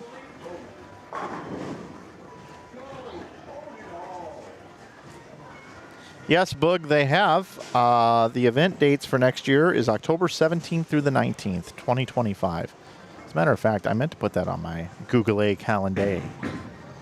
I need to do that. Just going to do it right now. October 17th through the 19th. Live streaming Nightmare doubles. This is add location, Bowlero, Bartlett, boom. Inside bowling mic. Gotta change the color of this thing. More options. Always put these in blue. And starts on the 17th, ends on the 19th. Boom! I put it in my calendar. You guys should do the same. It's in there.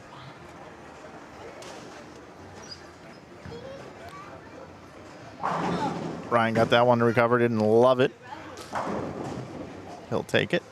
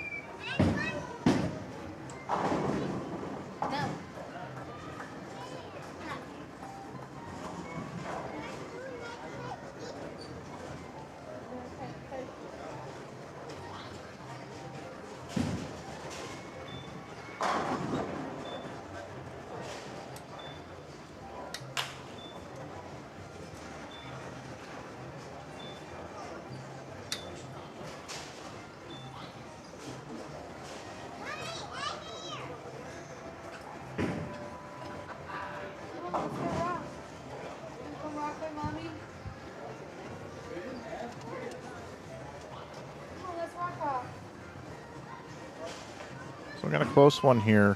259 the max on 23. 254 the max over here.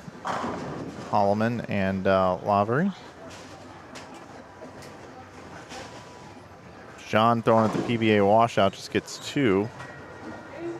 That's a low-scoring contest over here, let me tell you. And they're the number 1 and number 2 teams. Can we start to say drama? A little drama here. Right now, if you're Cam Crow and Ryan Barnes, you're kind of liking what you're seeing, aren't you? Kind of pumped up about this right now.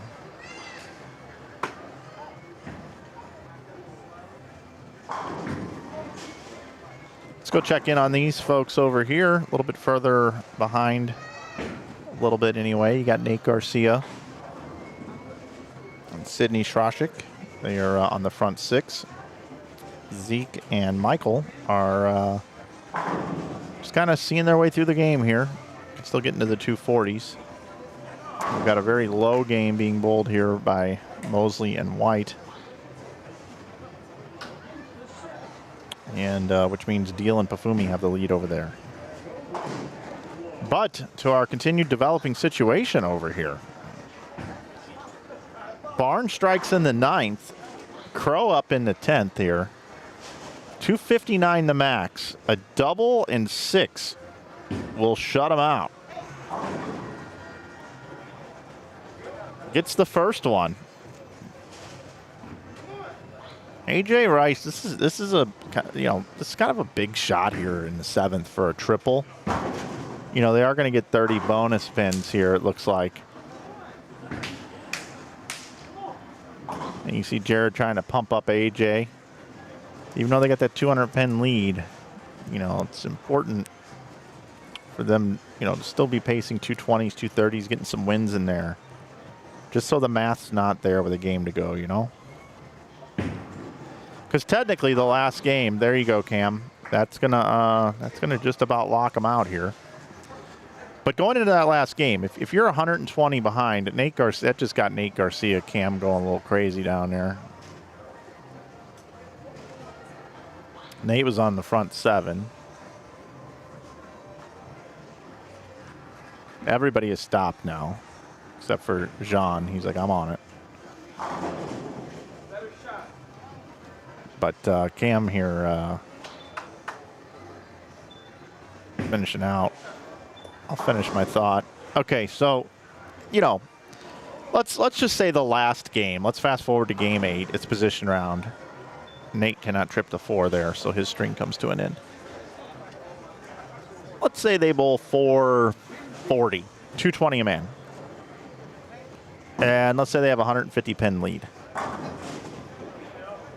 Well, now it's only 120 pins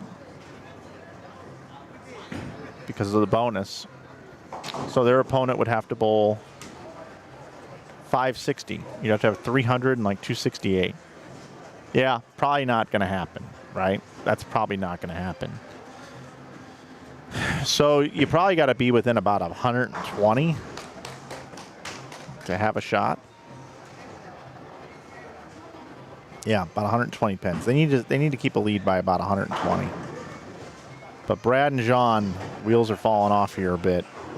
Really struggling here in this game. In the game before, they had 9 strikes for 2 team.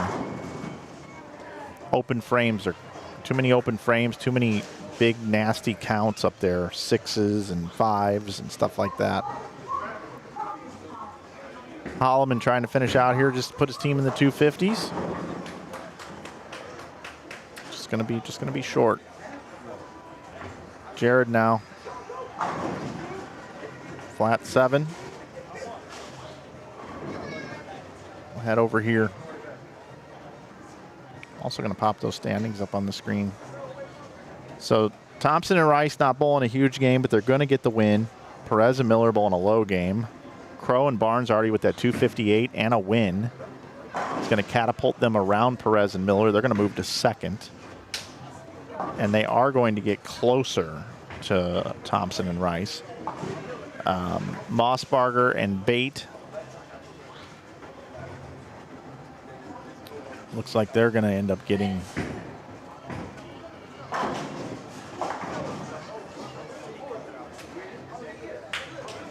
beaten here by Garcia.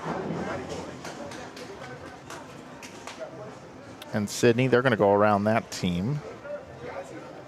So yeah, Garcia and Schlosik. They and Barnes and Crow are moving up.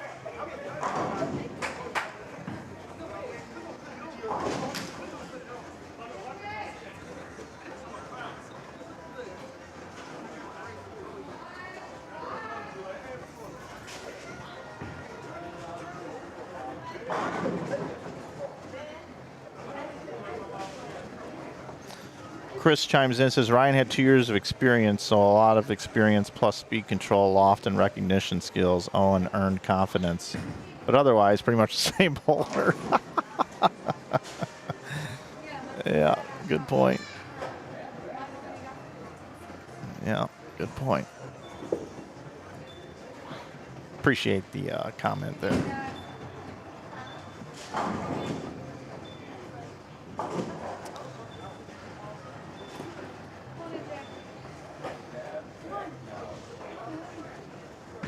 These standings were coming into this game. I'm going to take them down now, have updated ones here in just a moment. We're getting ready to already roll into game 6, everybody. 3 to play.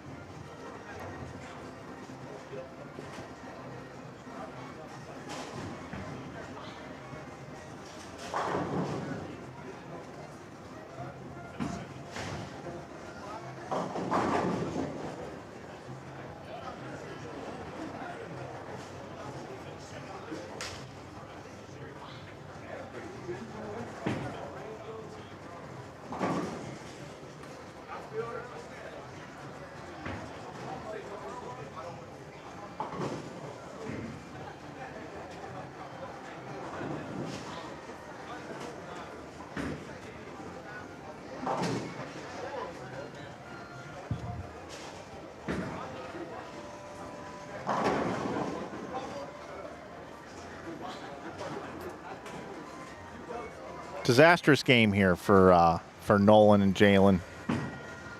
That sucks when that happens. That's not fun at all. Gotta check in on our leaders, see what they actually bowled here. Oh, not a bunch, but they get the 30 bonus. So 235 versus 288. If you compare them to Barnes and Crow. Yeah, all right. 53 pins. 53 pins. Closer. Only waiting on one more score here. Excuse me, and that was that one right there, 150. It's already in there. I'm so impressed with how quick they get us these scores. It is a beautiful thing.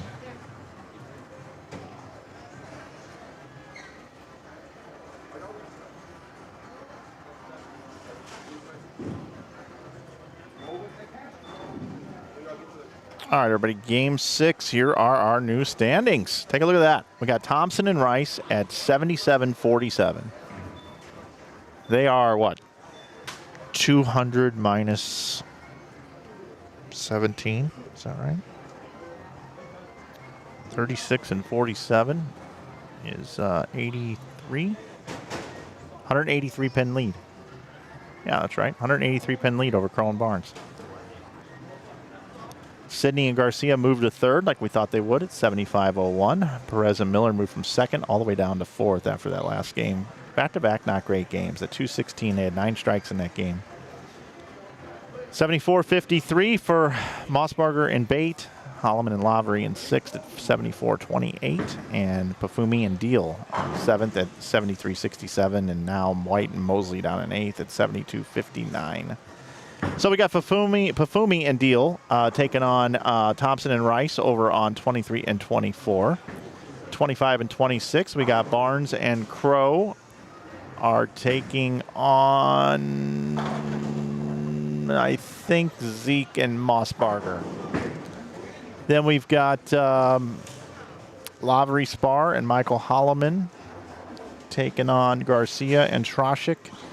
And then Brad and Jean are taking on White and Mosley, bottom right of your screen. So that's how it tightens up, everybody. That's how it kind of tightens up. And we see some jockeying for position. Right now, the hot hand, Barnes and Crow.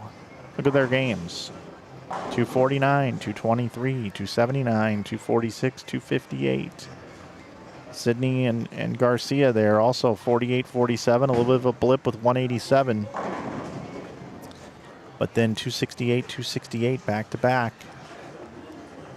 Imagine if Sydney and Garcia would have bowled 240 that third game and got the win. That would have been 70 more pins.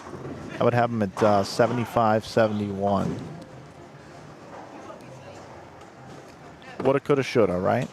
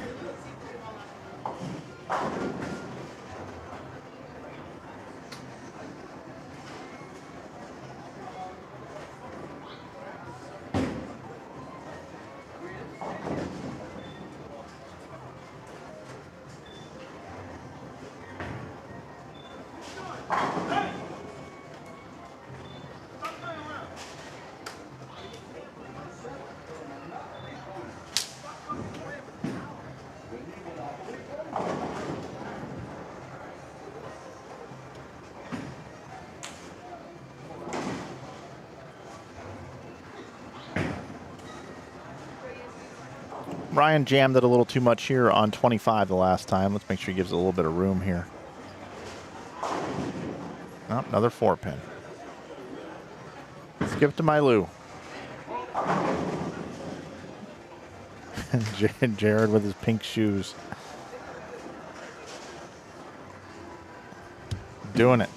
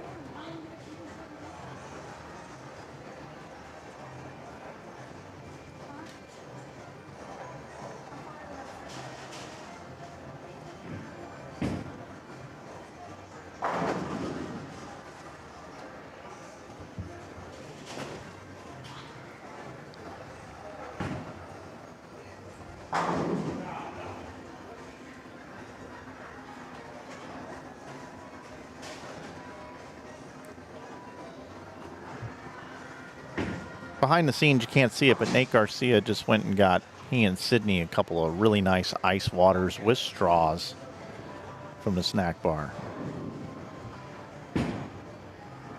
That's the kind of reporting I want to give you guys. I want you guys to know everything that's happening in here. I mean, these are some solid looking ice waters.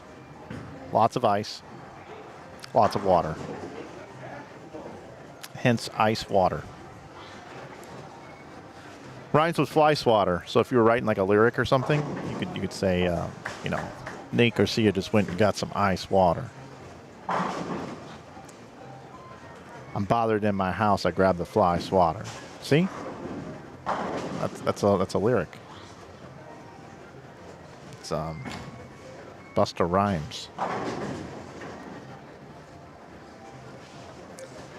Mikey Rhymes, that's what they used to call me in grade school. In Overland, Missouri. At a Catholic grade school, Mikey Rhymes. Most of you aren't going to find that funny at all, but I do.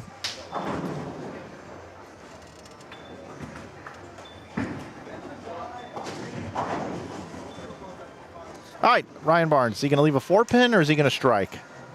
Or is he going to sail it past the break point and leave like a 2-pin combo on an over adjustment here? Strike. If you bet strike, you can go to the pay window. Nice adjustment.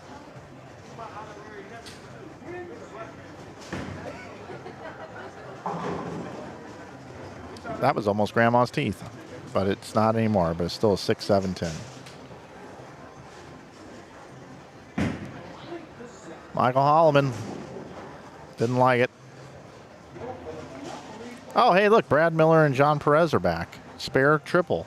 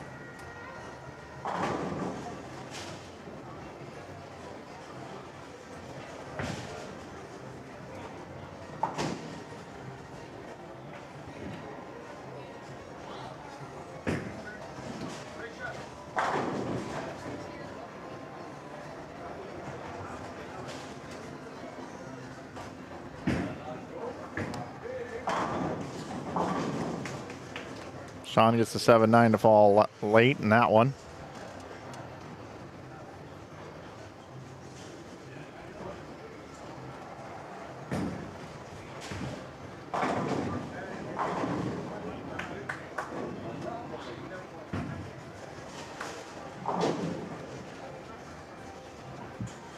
Again, if you're just tuning in, I'll put the standings up on the screen. This is where we're at with 3 games to go. 77-47, a big lead for Thompson and Rice. Crow and Barnes have moved in the second. And you can see the rest of the supporting cast right there.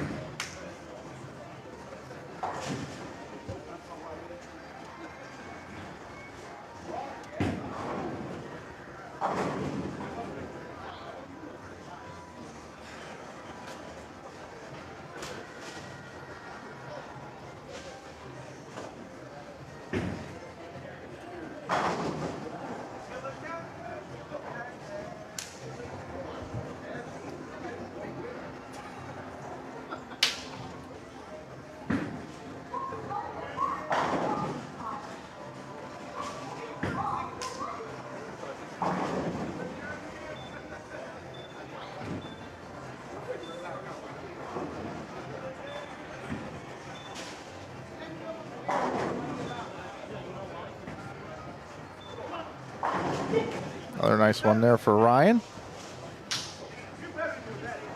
You know they're they're over here rooting for David. Like, Dave, why didn't you strike on that one in the 8th? You need to strike, buddy.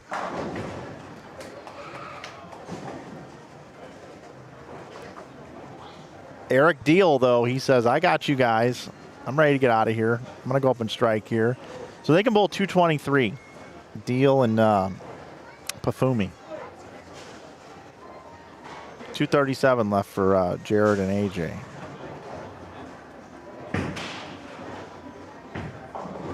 Oh man. Oh, okay. Breaks it up 6-10.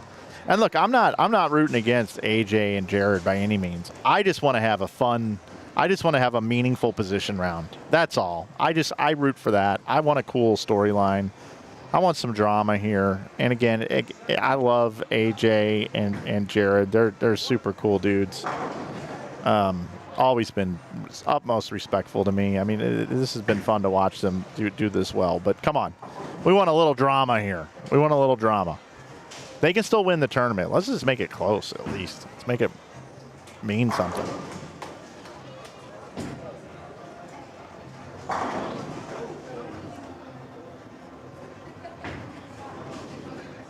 Spare for Zeke.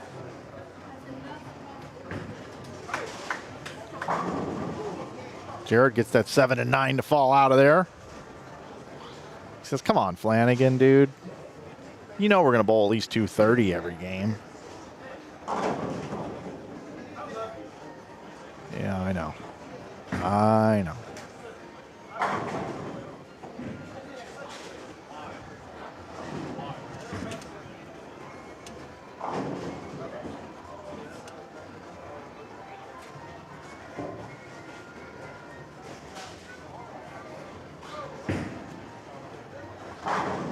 AJ, money in the bank.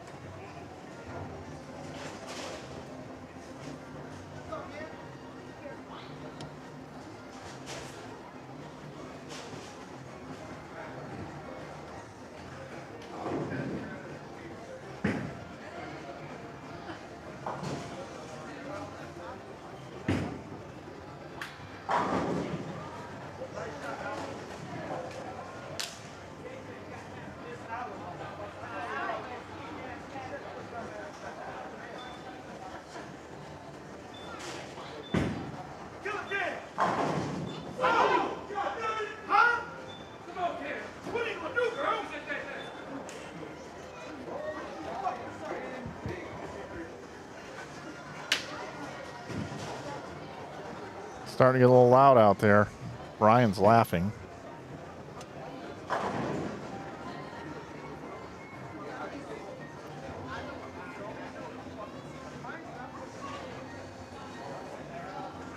This normally fires Sean Lavery's bar up.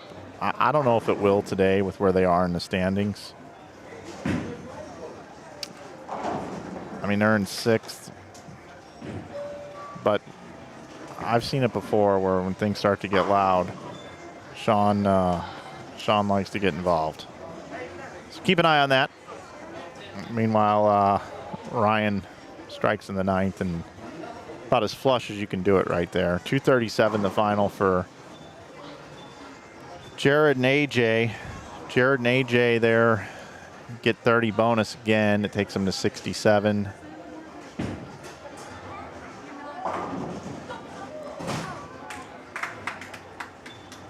We got the rare 270 game possible here for Ryan and Cam. So, I mean, they can pick up 33. 33 a game's not enough. That's not pacing enough. And that's bowling 270. It's not enough. But just to have a sniff, they're gonna have to finish this one out. Put them that much closer. Jean and Brad have bounced back nicely. 269. They're going to get the win. It's 99 over for them. Here's Sean with the strike. No reason to chirp or anything right now. They're not going to win this game. 257. Nate's going to need a mark in the 10th frame.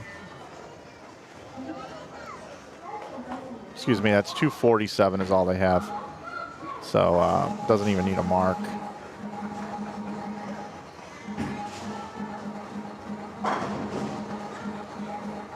Well, 9 out is 247, right? Yeah, I think that's 247. So, all right, he will need a mark, it looks like.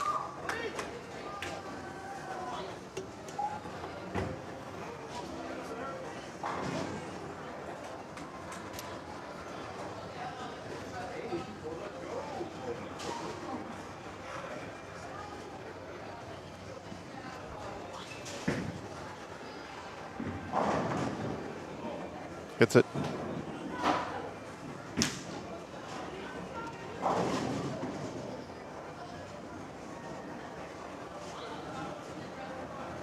Here's Cam up in the 10th.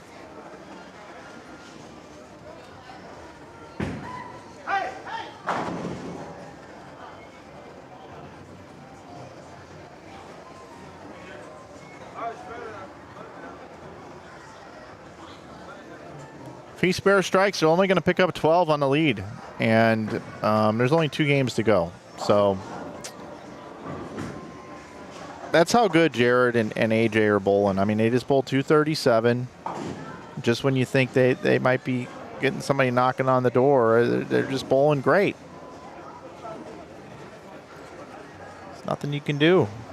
It's just nothing you can do.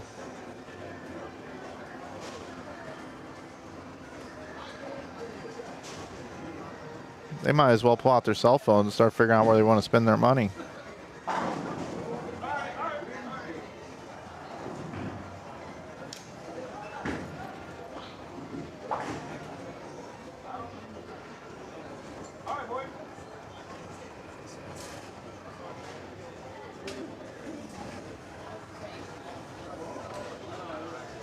You know, I don't know this for sure, but I wonder if Barnes and Crow are going to room together on tour.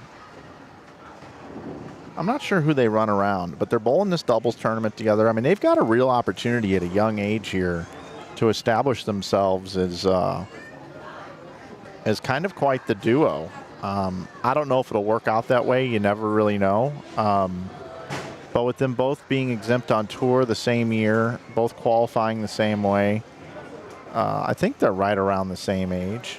You got a righty-lefty deal here. Quite a bit of balance when you look at the two of them. One's quiet and reserved. One's more outspoken. Both throw it with 2 hands, though. Righty-lefty. I don't know. That's kind of a cool story to me.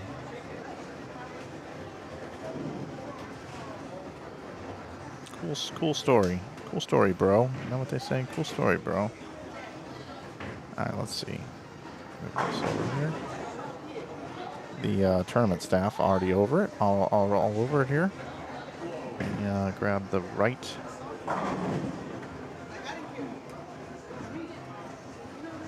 Here we go. Thompson and Rice at 78.94. 201 pins ahead of Crow and Barnes. Sidney and Garcia there at 77. Wait a minute. What am I missing? Oh, I don't have the bonus thing. Jeez. This thing's just getting longer and longer and longer. Put this over here. I'm going to scale it down. Some of you will have to put your readers on now to see this if you haven't already. There we go.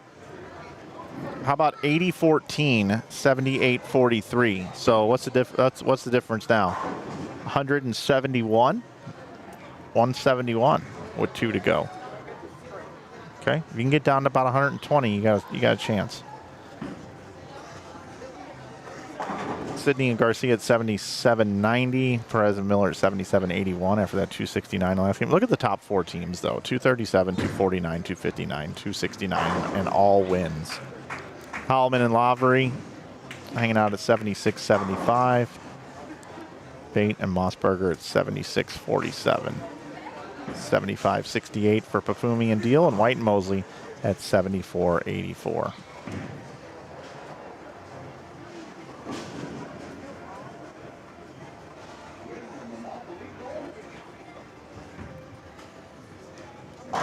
All right, so matchups. Holloman and Lavery.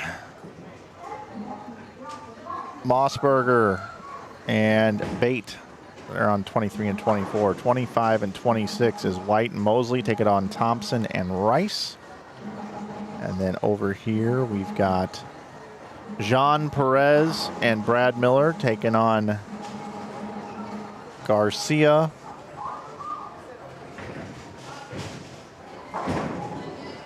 And Schroschik. And then we've got Cam Crow and Ryan Barnes. Wait a minute. Nope. David, excuse me, I had that backwards. They were standing by the wrong lane. Let me introduce these 27 and 28 again. Perez and Miller taking on Pafumi and Deal. And then we've got Garcia and Schroschik taking on Barnes and Crow. And again, that matchup there is basically a battle of second and third right now. Second and third. There you go.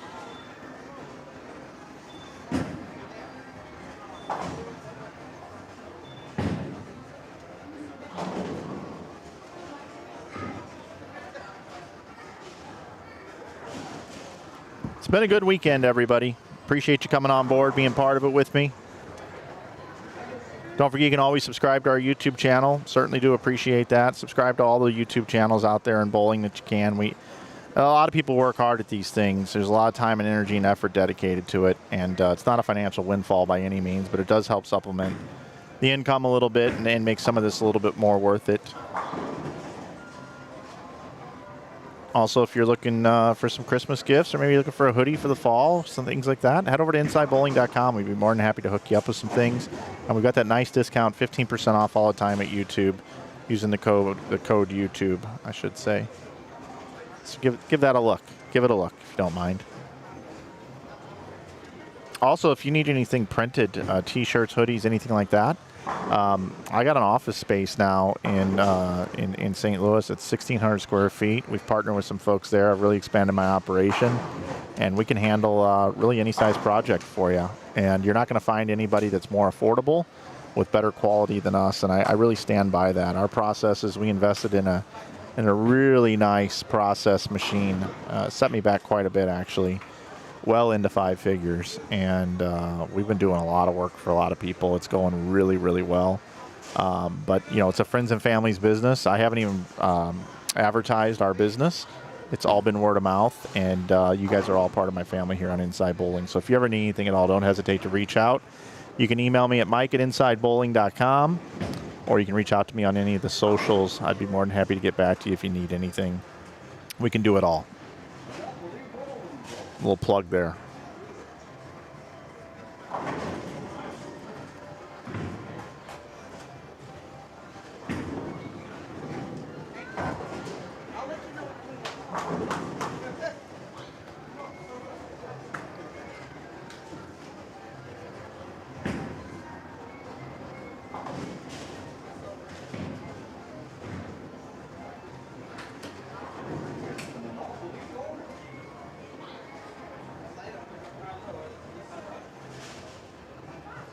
$29 and $30, great match here.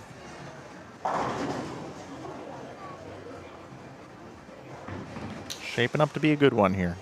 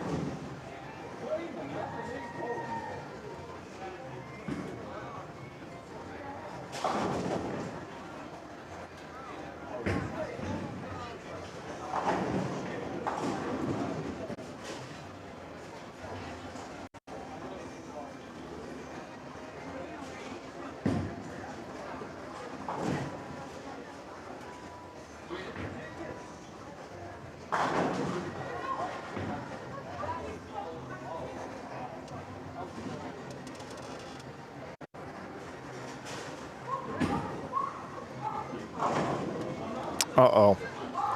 379 for Cam. Ball just wiggled down lane. Didn't come off his hand the best, but comes in light for that.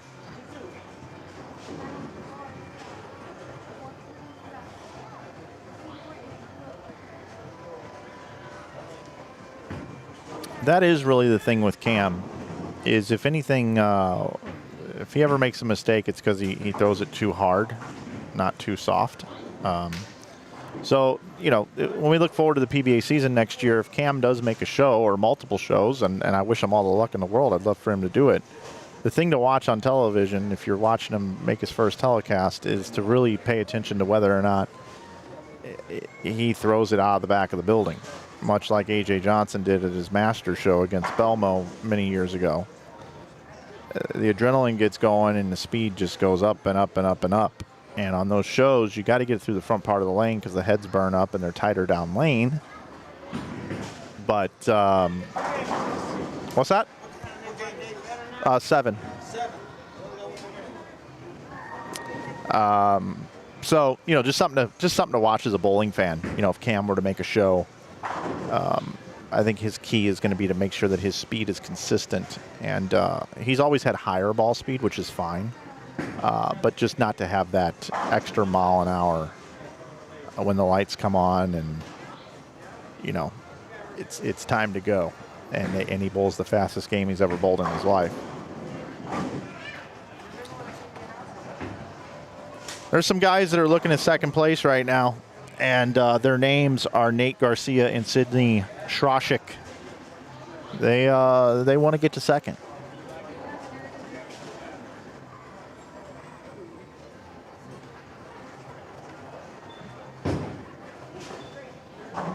Again, a little reminder what we got going on here.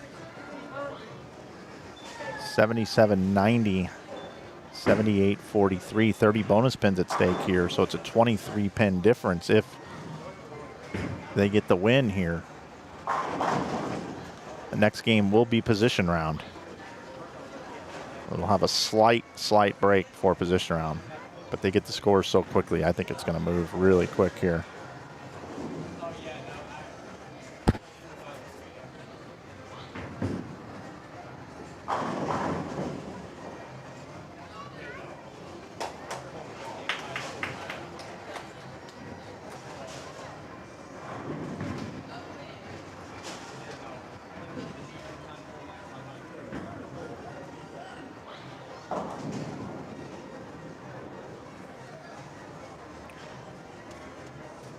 Zeke and Mossbarger are doing pretty good here. 279 max score. Jared and AJ might lose this game. Not only might they lose their game, they're going to lose that game. Against Mosley and White. But they can still bowl 238. Another 230 game for them. It's kind of what they do every game. Need to avoid like an open or something here. Let's fill the frames. Or just keep striking. It's been a joy to watch these guys. They've been awesome.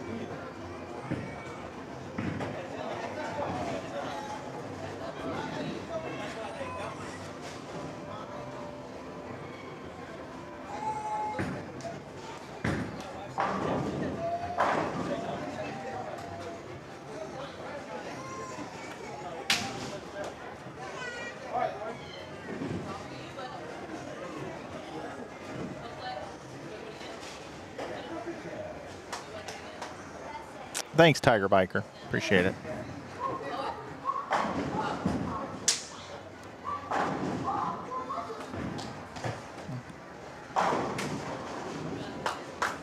2:23 left for Barnes and Crow.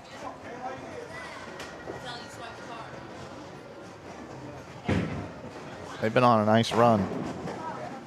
This game here, though, is a tough one.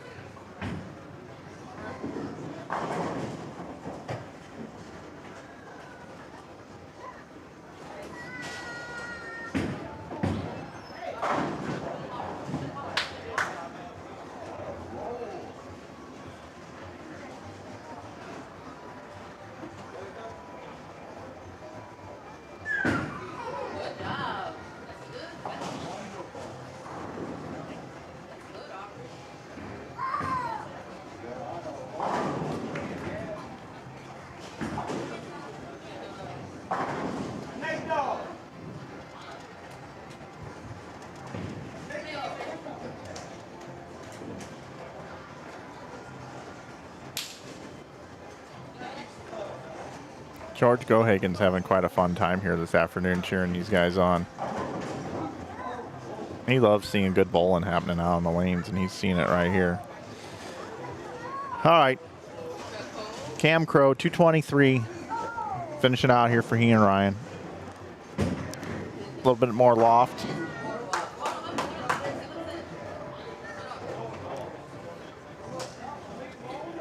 Nate and Sydney trying to get there.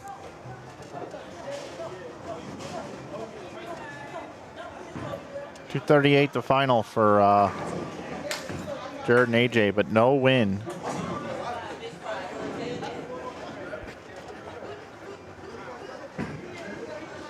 .279, nope. .267, and a win gives them .297. So that's 59 pins. So based off of what we had before, 59 pins closer. 59 pins.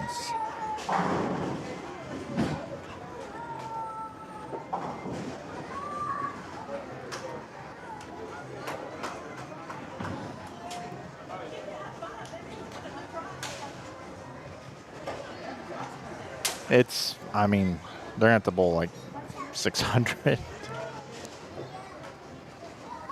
Looking at the bowl a lot.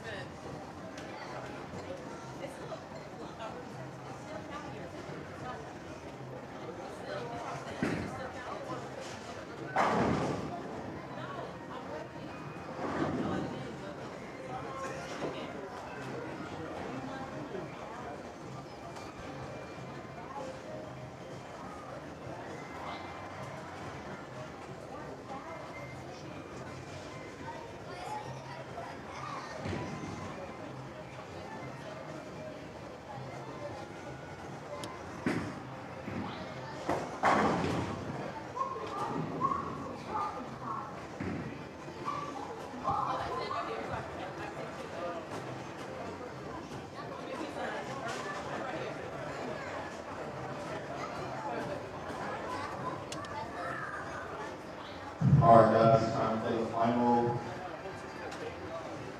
Time to play the final game. On line 23, we have AJ Rice and Jerry Thompson. On line 24, we have Sydney, and Nate Garcia. On line 25, we have Kim Crow, Ryan Barnes. On line 26, we have Gene Perez, Brad Miller. On line 27, we have Zach B. Michael Marshberg. On line 28, we have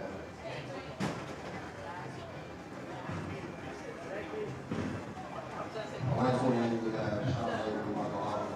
On line 29, we have Eric Gill, Dave Pumpkin. So they're doing all the announcements here. The thing that we're really watching here is the prize money distribution between second and fourth. You know, we've got quite a bit of a difference here. We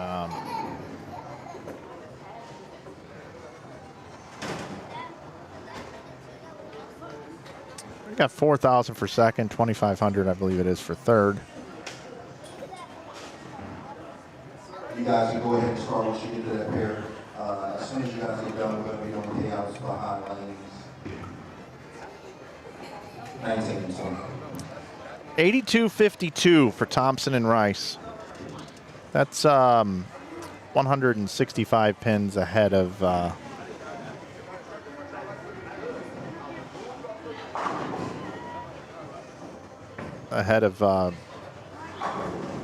Garcia and Sydney.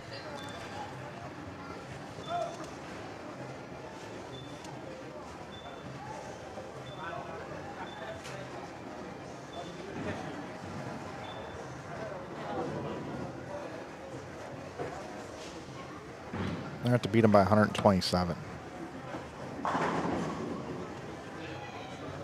So at 127, that's 174 is the magic number. Now it reduces to 164 for Thompson and Rice. 164 they have to bowl this game.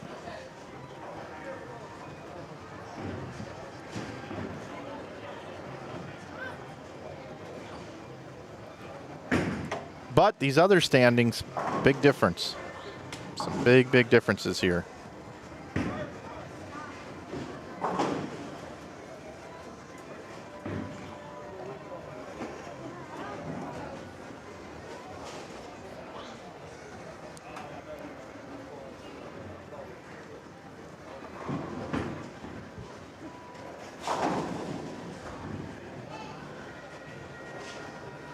One game here on the position round, guys.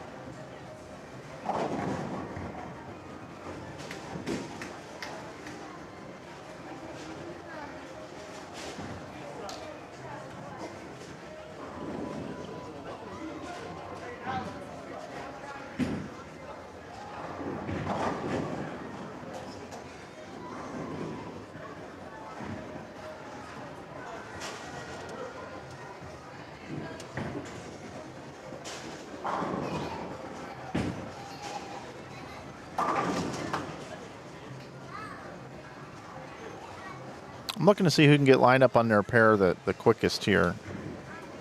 That single pin miss by AJ Rice is not something that Cam Crow and Ryan Barnes wanted to see, considering there's a $1,500 difference between second and third. The payout is 8,000, 4,000, 2,500, 2,250, 2,000. So the real gap is between second and third.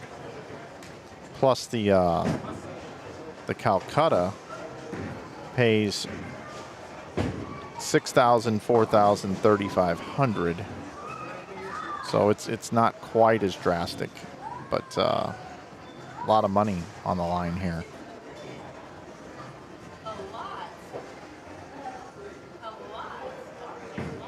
So if you look at second and third, Garcia with the strike.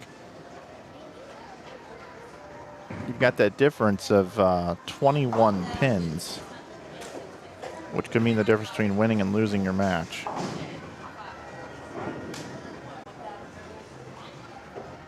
A lot of bowling this weekend. Fatigue's probably setting in.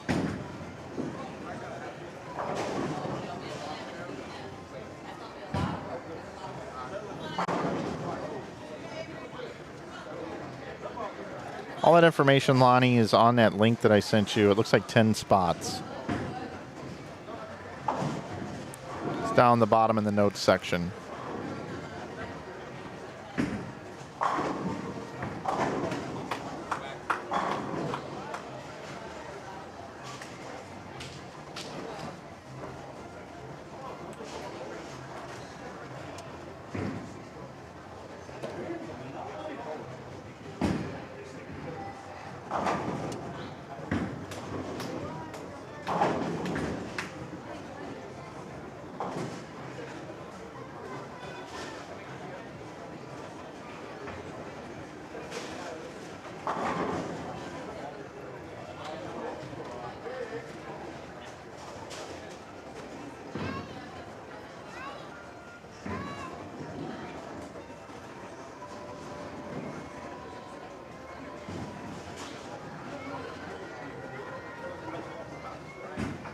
Sean Lavery Spar over there. He and Michael do have the front four now.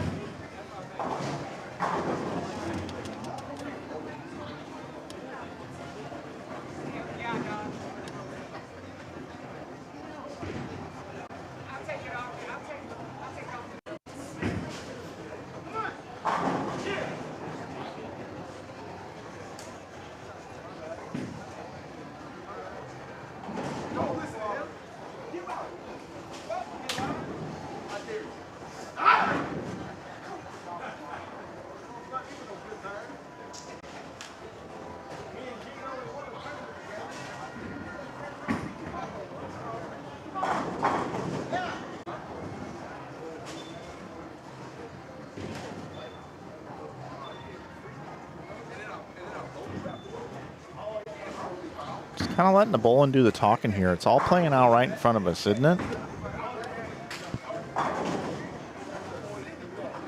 I mean, 260 to 290 pace over here on the left.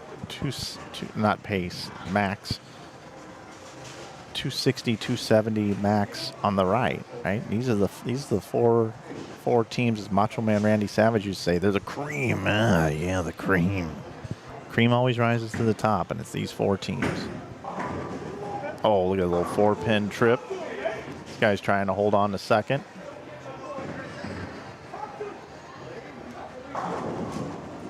Oh, Brad, 7-9, falls out. John is just enjoying it. All these teams out here have just been so much fun to watch here this weekend. AJ. Boom.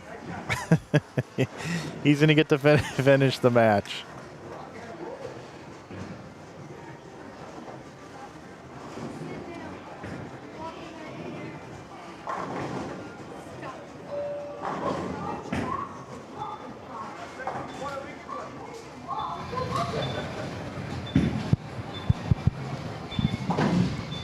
checking something here with the mic. I don't have a booth cam this weekend, so I'm gonna try to interview the guys down on the lanes. I won't have anybody in the booth to monitor things, so we're just gonna hope it works. So I'll be doing that immediately after.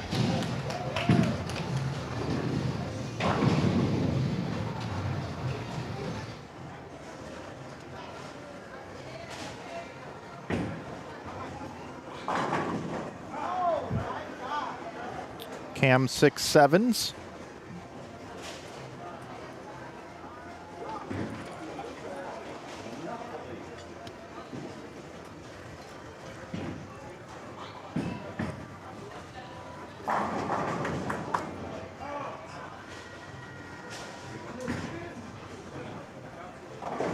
Is the math there for Brad and Jean to go around these guys? No. No.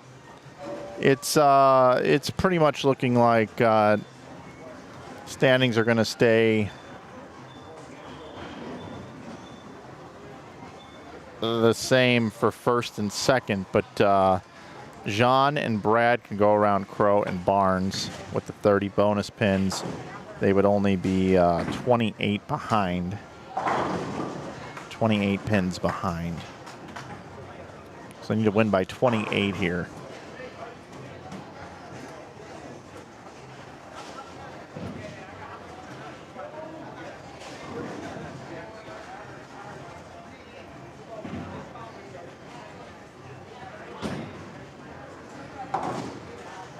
Mossberger and Bate look like they're going to lose to Holloman and Lavery Spar, so shouldn't have to worry about the chase there.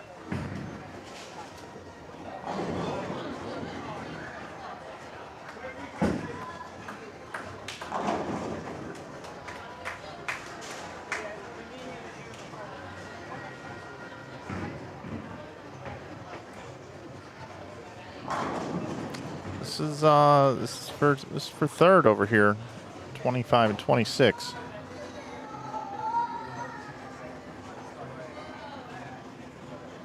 By the way, we have a possibility of a tie here between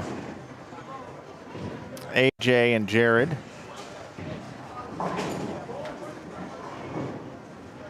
Nate and Sydney, but that's not going to happen. So congratulations to AJ Rice and Jared Thompson. Jared Thompson goes back-to-back 2 years in a row. Last year was with Kyle Troop. This year is with AJ Rice. I don't know what he's going to do next year if both guys are available. Maybe they'll turn it into a trios event just for next year. No big deal. Chops it off. What an unbelievable weekend of bowling by those two bowlers.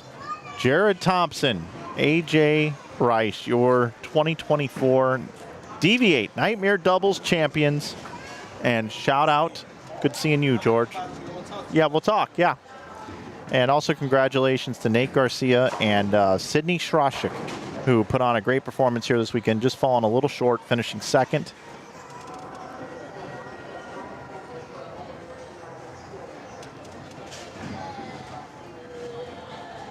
But now we got to do a little math here. Got to get the math in.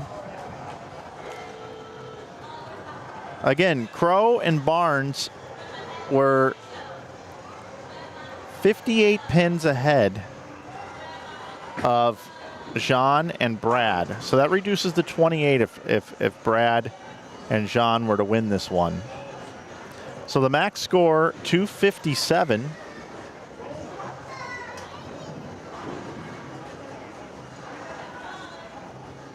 So 229 would be a tie.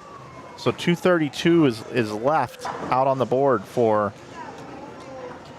Ryan and Cam. Uh-oh, Jean. Woo! He's that ball hooked like 3/4 of the way down the lane at a 7-pin. Wow. Wow. Wow, wow, wow, wow, wow, wow. I'm not used to seeing that. That freaked me out for a second. And then over here we got Michael and Sean. 78, looking to go around Bate and Mossberger, move up to 5th.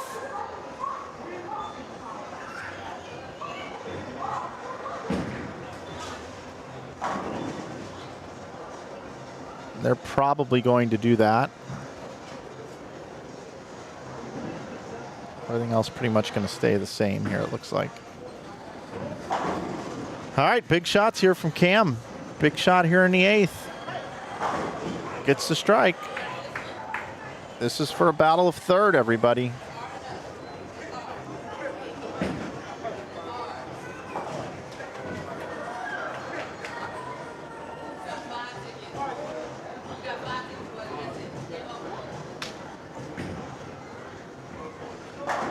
Ryan, 4 pins.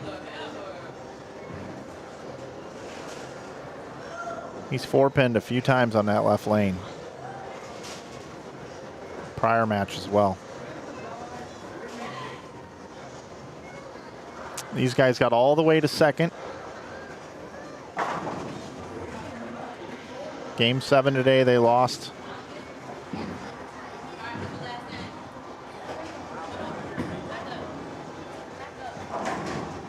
So here we go, Brad stepping up.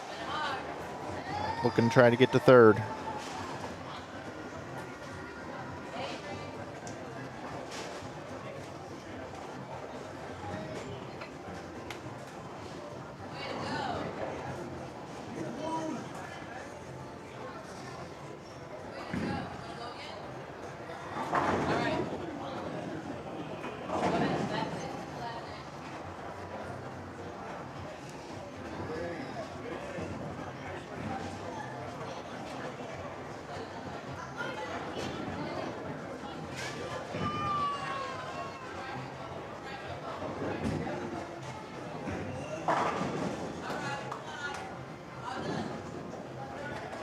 .211 the max score for Cam Crow and Ryan Barnes.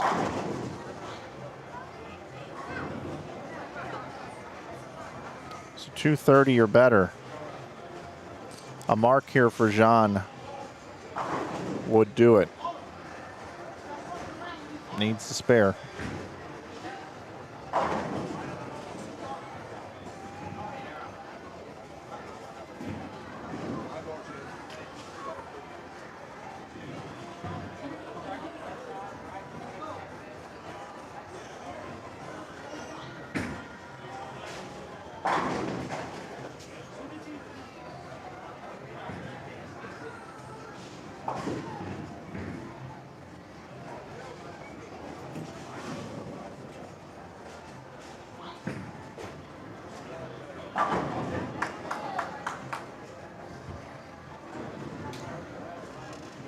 So that will do it. They're going to finish third.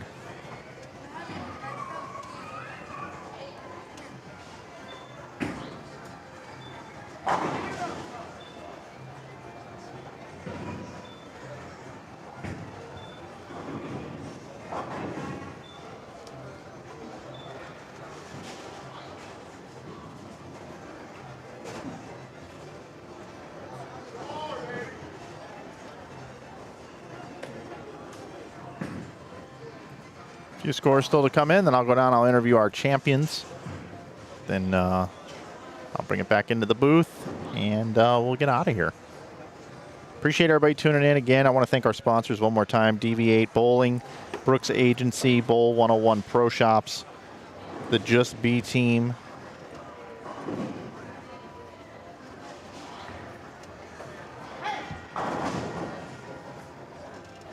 Looks like my math may have been off on that, actually, but now it's not.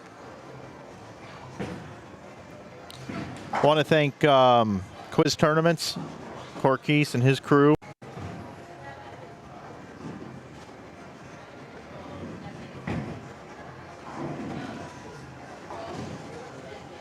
Bowlero Bartlett for hosting us here. Of course, you guys for watching as well. I'm going to go down and try to interview the champs. Make sure this microphone's working. Check, check, check. Should be working.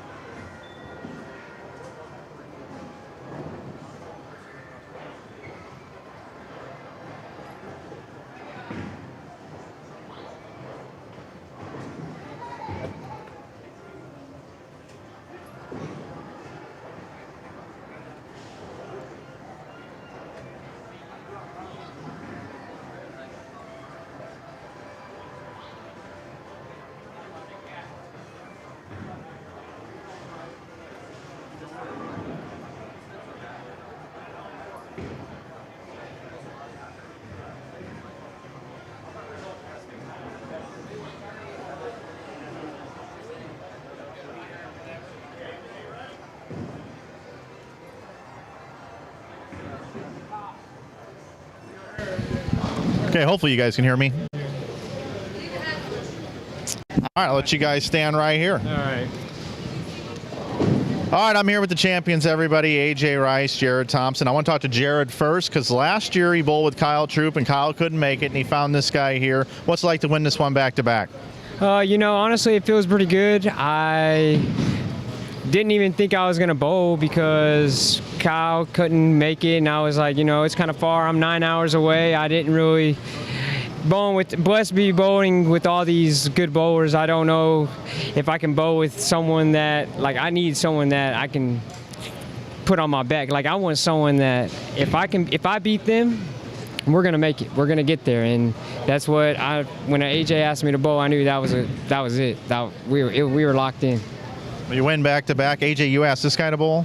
Funny story, he asked me about 2 weeks before the tournament, and originally I was bowling with somebody else, and then they backed out on me, and so I reached out to him. I was like, hey, if you still want to bowl, let's make it happen. And he's like, yeah, I'm down, let's go win. I'm like, all right, well, let's go win. And, well, here we are. We're in the winner's circle. So, I mean, the universe has a crazy way of working stuff out for what needs to happen, and, hey, here we are. And honestly, this is the first time I've gotten to bowl doubles with Jared, and it was a lot of fun. And for the first time in a long time, I was riding his back, and I couldn't have asked for a better partner. He made shots when we needed to. I made shots. We helped each other up and came out on top, and that's all you can really ask for. Yeah, those 8 games of qualifying, 257, I believe it was, 248, I believe it was. Unbelievable. You guys were 800 and something over. Yeah.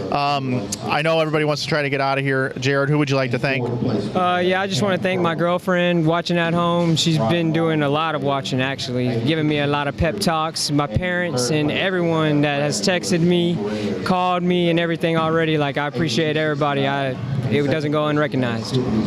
Great bowling. How about you, AJ? Oh, man. First of all, Turbo, best grips in the business for one. RFA, Royal Flush Apparel, Farrell Williams, does an amazing job. And most importantly, all my fans out there, they've been through me through a lot. And most importantly, my girlfriend as well. She all weekend has been doing everything she can to keep me off of going off the edge. It's been a very up and down weekend for me, but she kept me in it, and she kept my head in it. And obviously, this guy right here kept me in as well. And I couldn't have asked for a better support system. Well, congratulations again, guys. Thank you. Way to take it home. Dominant fashion, these guys here this weekend. You guys both deserve it a lot. Thank you. Okay, cool. I'm going to go back to the booth.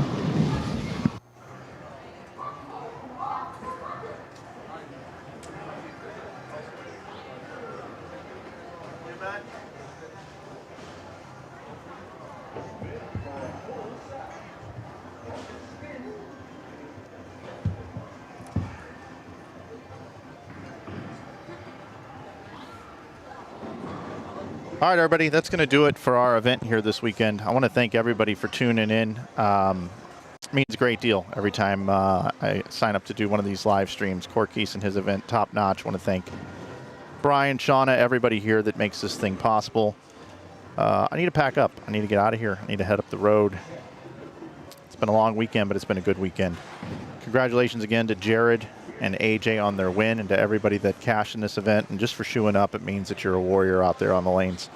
My next broadcast, I believe, is going to be in Las Vegas in November. Stay tuned to my social media on that one. But if not, I'll see you at the Holiday Doubles in December. We'll start on Thursday this year. We'll end on Sunday. It's going to be crazy.